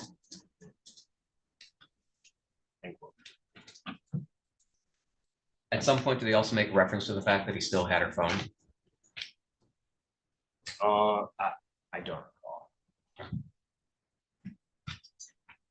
But she wasn't able to call police at that point, correct? Correct. Do you remember how she was able to eventually call the police? She had a friend who lived at the house at 316 Cloverland, and she went inside the house and used his phone to call her. What kind of information did she give you about the person she said was Charles Jackson? I believe, she described Mr. Jackson to me. She said he's a black male, approximately 5'7", 200 pounds. And that he lived at an address on Grantsburg. I believe she told me the address was 3333 Grantsburg. And then what did you do with that information? She also gave me an approximate age. I searched with all this criteria in our law enforcement information network. And I came back with a return of Charles Jackson with a similar aged, 5'7", 200 pounds. And pretty close to the match description. And was there also an address on Grantsburg that popped up? There was, I believe it was 3323. Oh, so it's just one digit off. Correct. Now, at some point, did you make contact with Charles Jackson? I did. Not that night, though. Not that night, but a different night you did. Correct. And what was the context of that? It was a traffic stop. And so did you end up taking him into custody? I did. And did you end up running him in the system again? I did. And linking it to that same individual? Correct. Do you see him here in court today? I do. Could you please point out where he's located? Maybe something that he's wearing that differentiates him from the people around him? Mr. Jackson sitting right there. He's wearing a blue button-down shirt. Thank you. The record reflect that he pointed to the defendant as and identified the defendant. Any objection to the witness identifying the defendant for purposes of prelim, Mr. Sarts? Yes, Your Honor, for the purposes of the exam, defense objects on the grounds of lack of foundation. Thank you. So I will overrule the objection, and and with that understanding, the witness has identified the defendant. Now, when you arrested him that day, first of all, that was June 16th of 2024, right? Correct. Did he tell you his name was Charles Jackson? He did not. Did he just say nothing? No, he gave a different name. I don't recall the exact name he gave at this time. But it was a fake name. Correct. Thank you.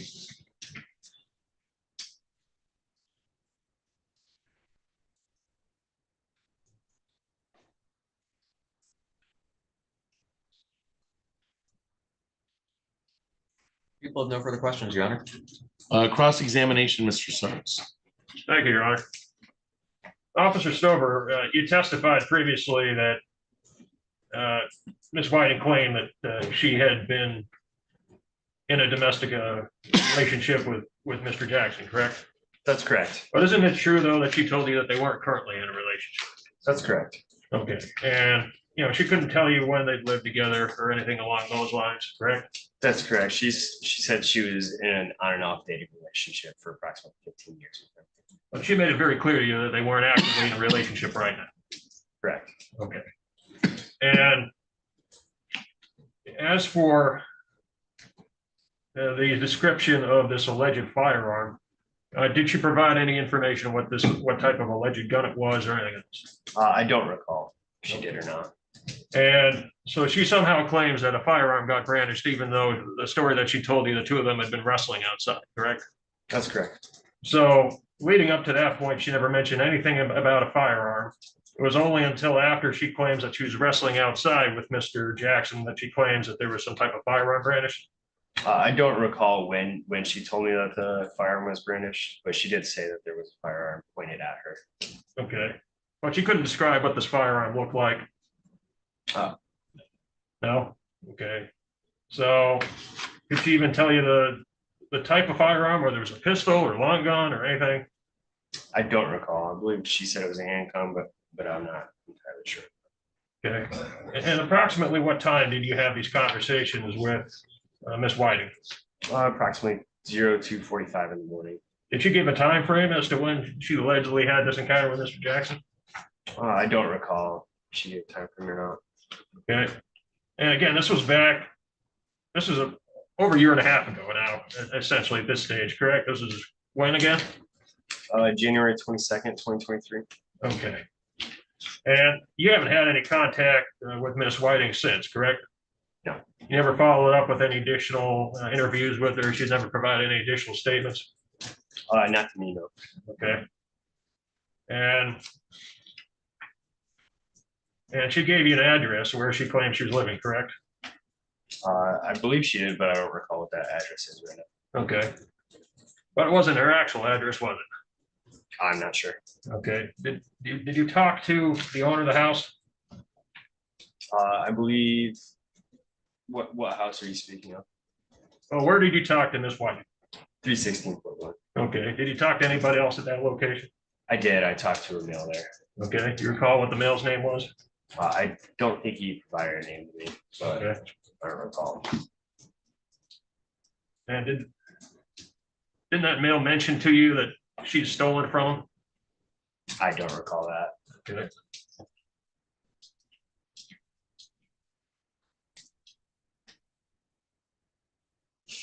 And what type of alleged vehicle was Mr. Jackson operating based on the story that you described? I don't recall what she described. I think maybe a Buick. Okay. And just to clarify, she never sought any additional medical treatment, correct? That's correct. So there's no medical records to your knowledge that would support her claims about this injury? She didn't request any medical on scene, no. Okay. Did you take any pictures of the alleged bite marks? I believe I took pictures of the victim's injuries. Okay, but you're not a dentist, right? I'm not a dentist. So you don't know for certain that was a bite mark, correct? No. So you're just speculating it was a bite mark based on what she told you, correct? That's correct. And did she smell of intoxicants? I don't recall. Did you check her to see if she was possibly impaired or under the influence of anything? That's not a typical response to the victim of a domestic violence incident, but no, I didn't. Okay. Did she mention to you that she might be under the influence of any medications or anything like that that might have impacted her memory? I don't recall. Did you smell marijuana smoke or anything else? I don't recall.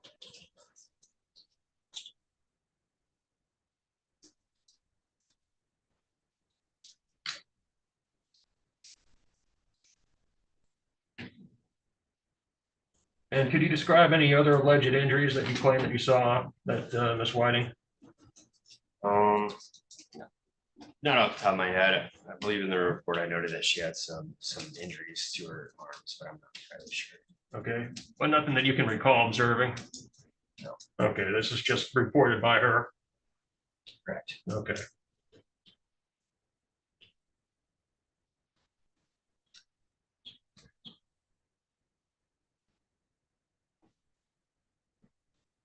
No further questions, Your Honor. Thank you. Response or redirect to Mr. Pfeiffer.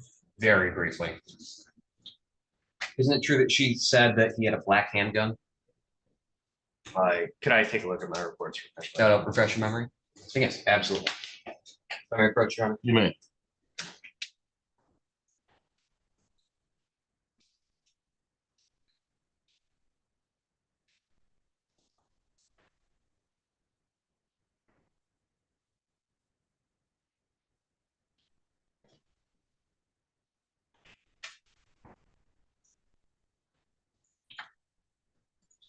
All set? Yes. So Officer Stover, isn't it true that she told you it was a black handgun that he had? That is correct. She stated it was a black handgun. You've been an officer for 3 years? That's correct. How long have you had teeth? My entire life. Well, Entire life. And you've used them to bite things? occasionally. Occasionally. Did the injuries look like they were from teeth? They did. Thank you. I have nothing further. May this witness be excused from the people? You may, Your Honor. From the defense. Yes, Your Honor. Thank you for your appearance today. You're excused. Anything else? Any further proofs from the people today? No, Your Honor. Do the people rest? They do. Mr. Sarts, any proofs on behalf of the defense today? No, Your Honor. All right. Thank you. Thank you. Motion for bind over from the people. I believe there's been sufficient factual basis to show the defendant to a probable cause standard is guilty of all 6 of these counts. Very briefly, count 1 and count 5, the interfering with a crime report and the interfering with electronic communications. He took the phone, he kept the phone. He stopped her from calling the police 911.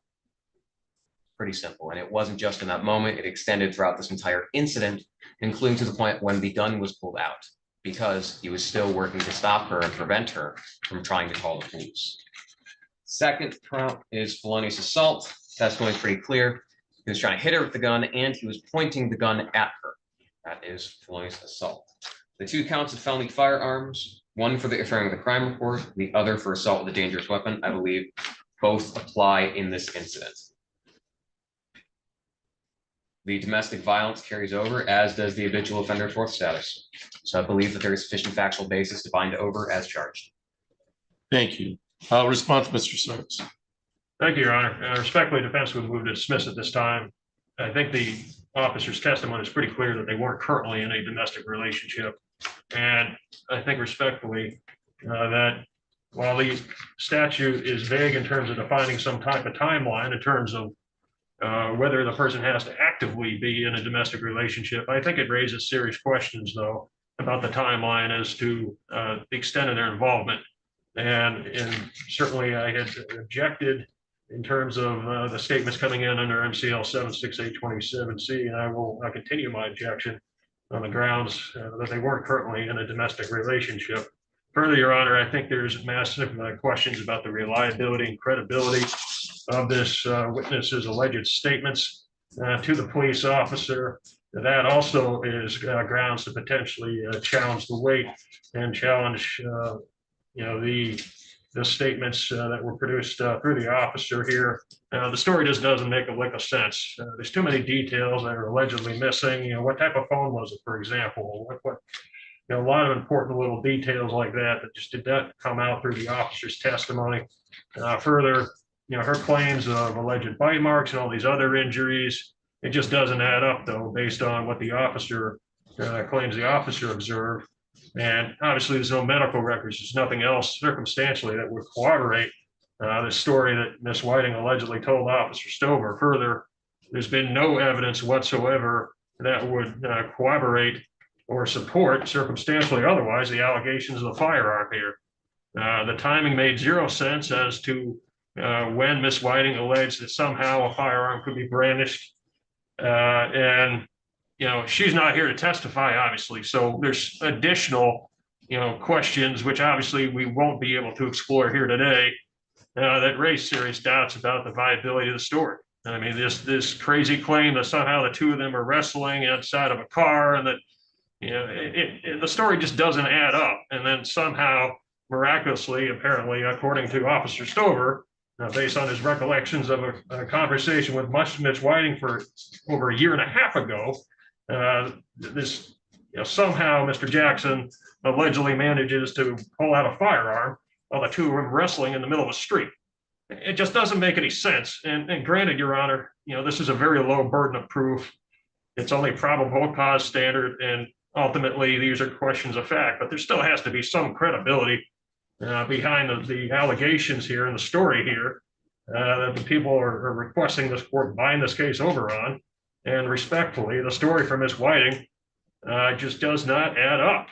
And, Your Honor, respectfully, defense would request that these charges be dismissed. Thank you. Thank you. Any response, Mr. Pfeiffer? Yeah, why not?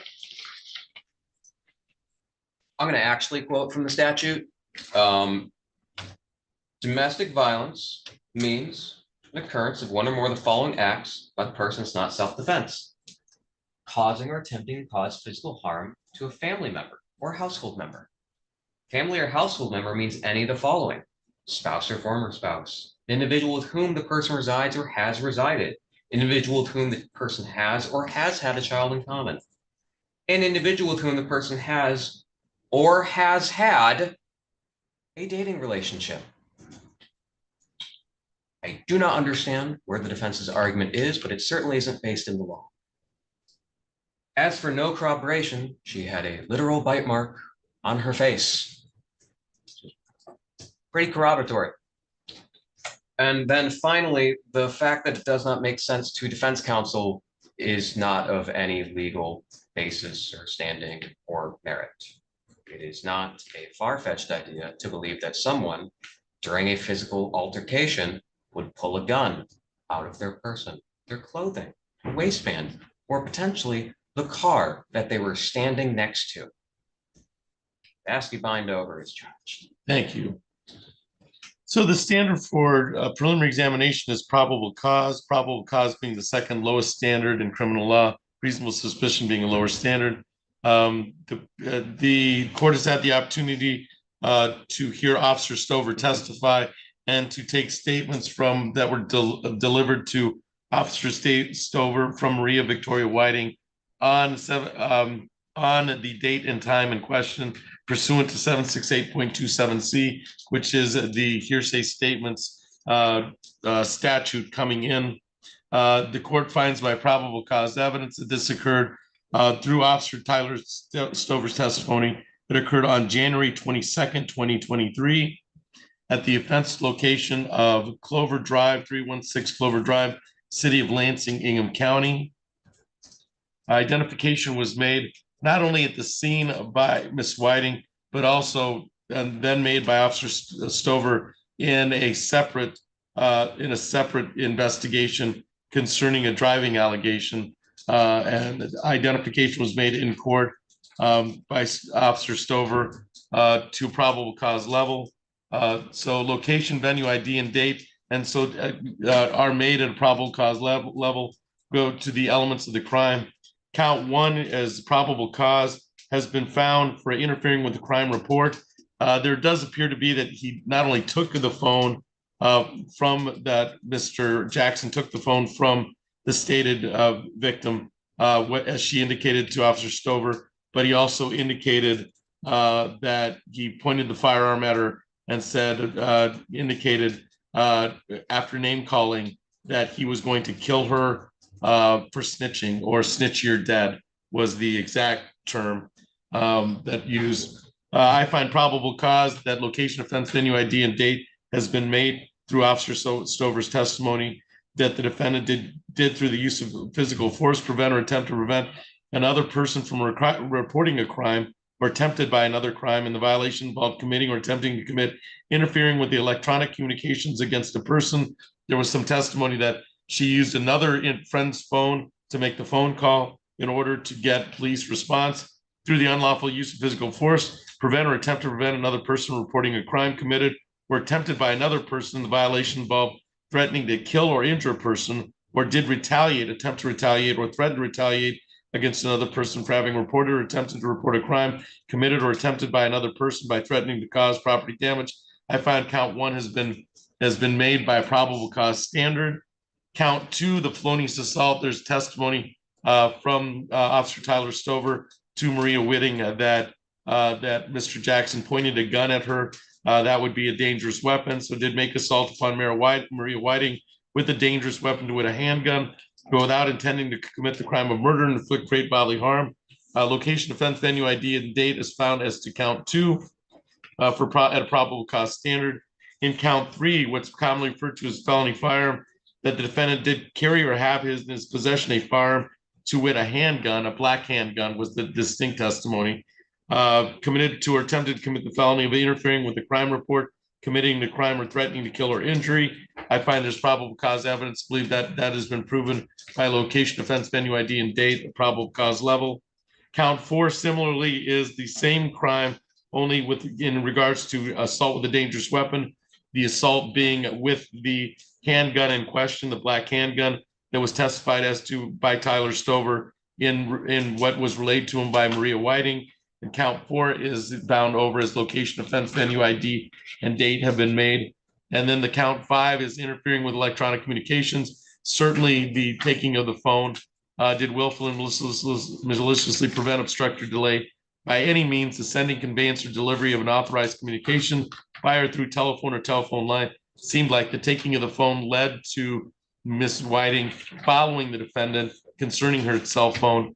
And I believe that's been proven at a probable cause level based on location, offense, venue, ID, and date. The domestic violence misdemeanor statute will follow along with the habitual offender fourth offense notice. So I will bind over as charged on the information as indicated. I will indicate that this was held on July 18th, 2024, and it was found that probable cause exists to believe that both an offense not cognizable by the district court has been committed and the defendant committed the crime, and the defendant is bound over to circuit court. on the information as charged. That would be the 5 initial counts, the felony counts. The 6 misdemeanor count will follow along with the habitual offender notice.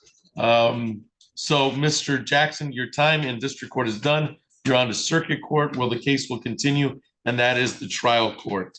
Anything else for the record in 2400-360-306 extra 2400-306, Mr. Pfeiffer. Not from the people, Your Honor. Mr. Sarts. Thank you, Your Honor. May I be heard on bond? You may. Thank you, Your Honor. Mr. Jackson respectfully requests a reduction in his current cash and surety bond amount down to personal recognizance bond with tether if he's eligible. Your Honor, respectfully, Mr. Jackson, not a flight risk at all. He has plenty of good contacts to the community. He has a lot of support in the area. He wants the opportunity to work. He wants the opportunity to make sure that he can follow up with his obligations to his family. And Your Honor, respectfully, he is a good candidate for GPS tether or some type of other monitoring device. In terms of the allegations here, they go back over a year and a half. At this stage, there's no allegations, any contact between Mr. Jackson, the complaining witness at this point. There's been no alleged contacts from the jail or otherwise. It's an older case, Your Honor. Respectfully, Mr. Jackson, if he's unable to post his bond, could end up in jail for a considerable amount of time, just due to the time restraints and everything that's going up in circuit court. And yes, Mr. Jackson does have some issues in his past, Your Honor, but respectfully, he is presumed innocent here. And this could be a long process if he's not able to bond out. So respectfully, Your Honor, I just would request a reduction in his current cash or surety bond amount down to a personal recognizance bond with tether if he's eligible. If he's not eligible, Your Honor, I just ask for a very low cash or surety bond. Thank you. Thank you. Mr. Pfeiffer, would you like to be heard on the motion by the defense? Yeah, I'm going to read from the Lansing Police Department report from 6/16/2024. After initiating a lawful traffic stop on Jackson, officers requested his Michigan driver's license and vehicle information. Jackson provided officers with a false name and date of birth. Ultimately, officers were able to successfully ID Jackson via a fingerprint scanner. Subsequent further investigation, it was learned that Jackson had several warrants out of the 54A District Courthouse. Jackson was placed under arrest and transported to LPD lockup. That's a flight risk, and might have contributed to why it took so long to get to this point. And that was just over a month ago. He actually is facing charges for furnishing false information in a different case because of that, which is scheduled for pretrial with this court by the end of the month. He has significant criminal history. The facts of this case are a bit alarming. And one of his criminal history convictions is literally for absconding from bond. If it is taking long at the circuit court, then the defense attorney can make a motion for bond with the circuit court. But I do not believe this is an appropriate time, now that this has been found over, to then lower his bond. Thank you. I've had the opportunity to hear arguments on the reduction of bond. There does appear to be a previous absconding on bond for the defendant that was convicted of the offense of absconding on bond on September 15th, 1993 in the 30th Circuit Court of Ingham County. That is quite a many years ago, but that is one of the anticipated results of looking at whether there's a threat to the community and whether there is an absconding on bond. It does appear that the defendant has taken measures to disguise or become an obstacle to the name and to the identification made. And I've heard nothing today in the factual pattern based on the bind over that would make me feel any better about reducing bond. So I will continue bond as is at the $50,000 cash surety. The motion to reduce bond is denied. Thank you, Your Honor. Anything else for the record on 2400-306 before I sign the bind over documentation, Mr. Pfeiffer? Not from the people, Your Honor. Mr. Sarts. Nothing further, Your Honor. Thank you. All right, thank you. And we're all set on that file. Yeah, thank you.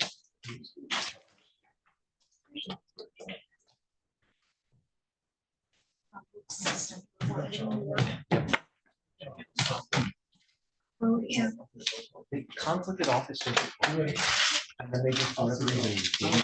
Williams. Mr. Freemason, man. Yeah. Then, Mr. Starks, I'm assuming you want a copy of this. We Oh, are. yes, please. Sign it. Yeah, we were signed. Thank you. Mr. Usually Pfeiffer by signed the it. time we say bind over, I make sure. All right. There's a new statute, so we're just Making belt sure. and suspenders. Oh, absolutely. Thank you. Thank you, Mr. Starks. I can go handle everything in Word. Have fun. I always. Always. Thank you, Mr. Pfeiffer. We don't have an afternoon. No, It's I only don't think civil so. stuff. Yeah. All That's right. nice. We've got a longer docket tomorrow, but I'll let everybody know. This was we don't have any exam time next week. Right, yeah, no, I have no problem with it. I'm gonna give that a beat. I don't think I've ever seen you run an exam with add charges. I was very confused. I was very tempted to add armed robbery. I'm not gonna lie. Yeah, Because in the report, he was trying to take her car keys when he first showed up and punched her in the face. But it is a year and a half old. yeah. I kept waiting. That's the reason. I kept waiting and Oh, I could have been a real asshole. I was being kind. kept waiting. Well, he was literally like really yelling at me as we we're walking in the hall, trying to convince me to drop the case. And I'm like, no, Oh, he should know better than that to tell you to drop a case. he should know better than to try and say that they have to be in a current relationship. What do you need for me? I'm brown.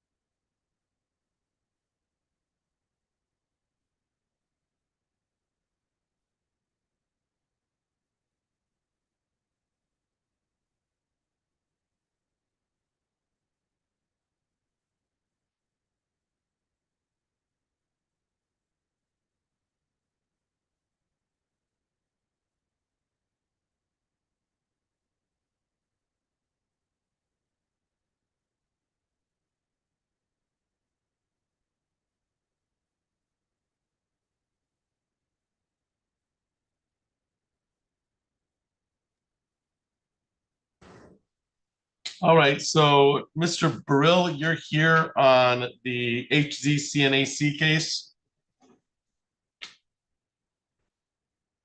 Franco Brill.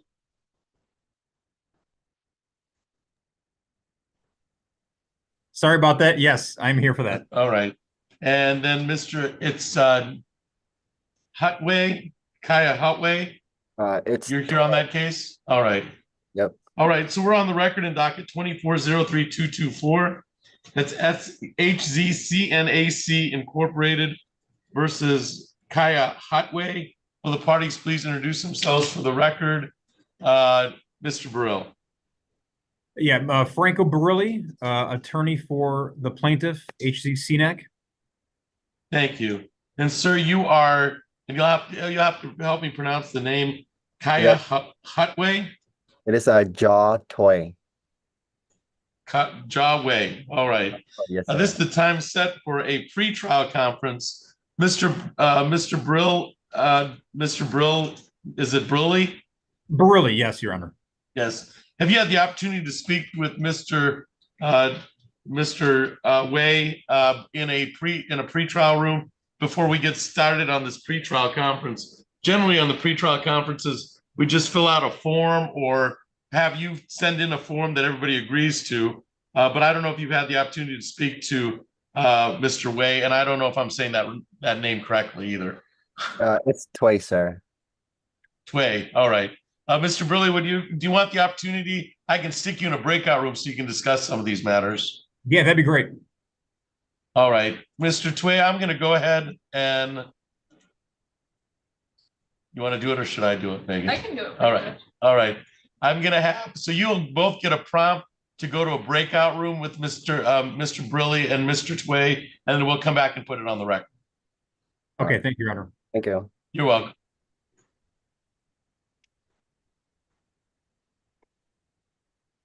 Thanks, Megan. No problem.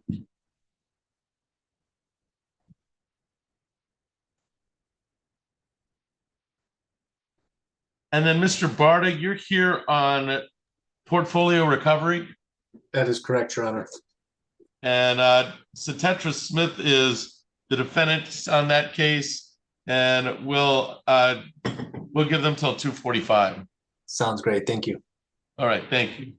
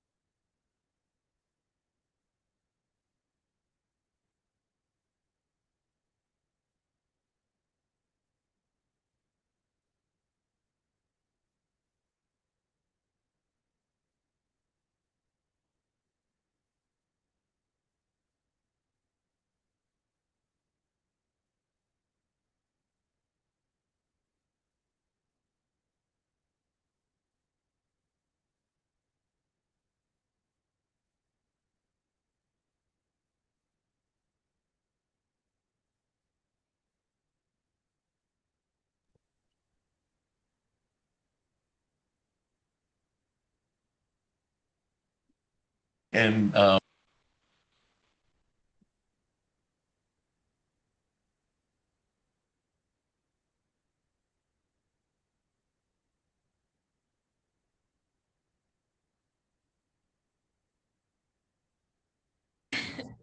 all right, so Mr. Borelli, did you have the chance to meet with Mr. Tway in a breakout room?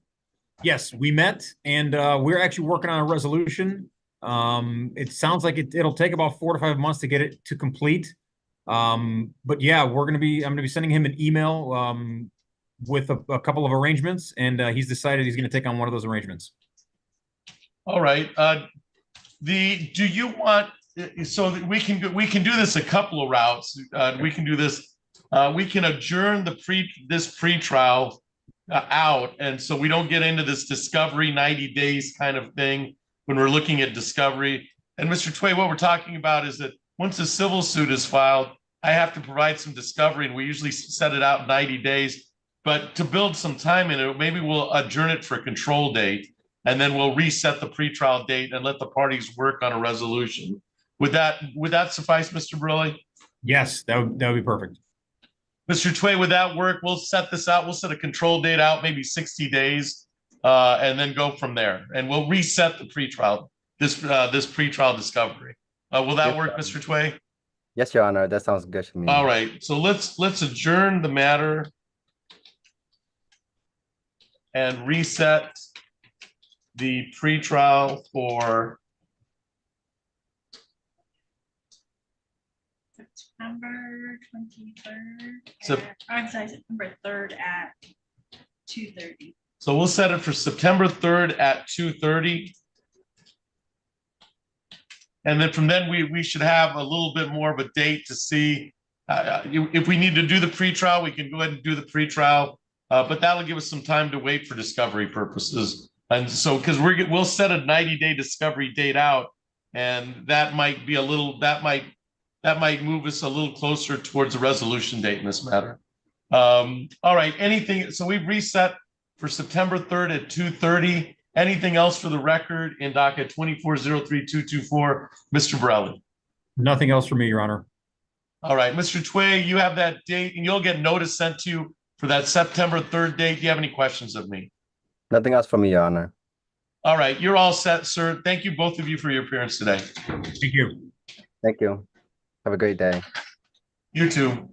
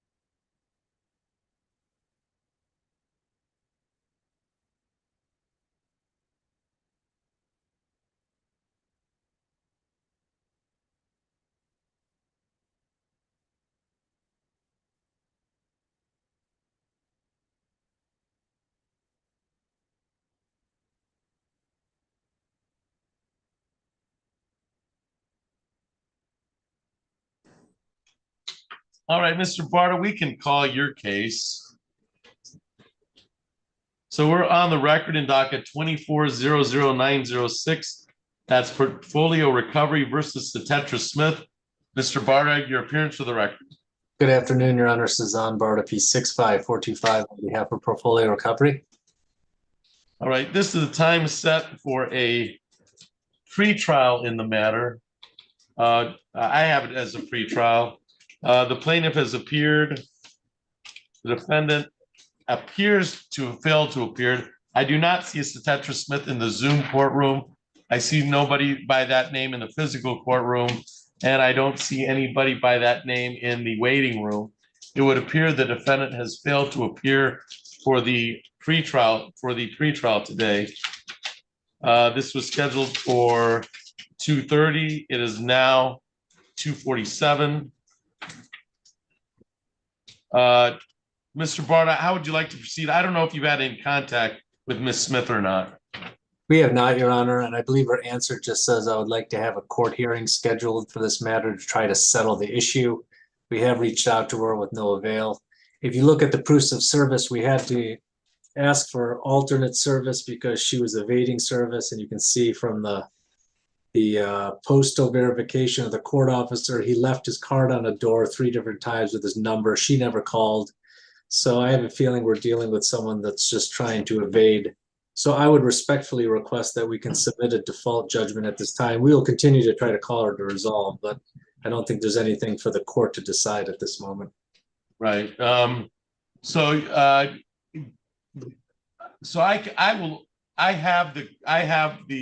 I think we have service by attachment, right? Then?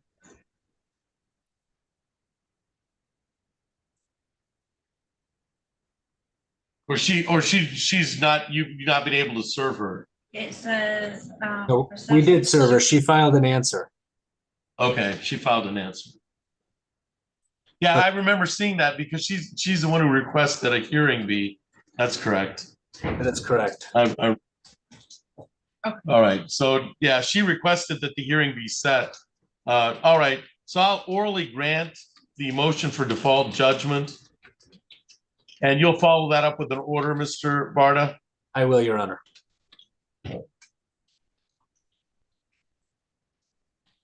All right, I will wait to sign the order for default judgment for the defendants failed to appear. Thank you.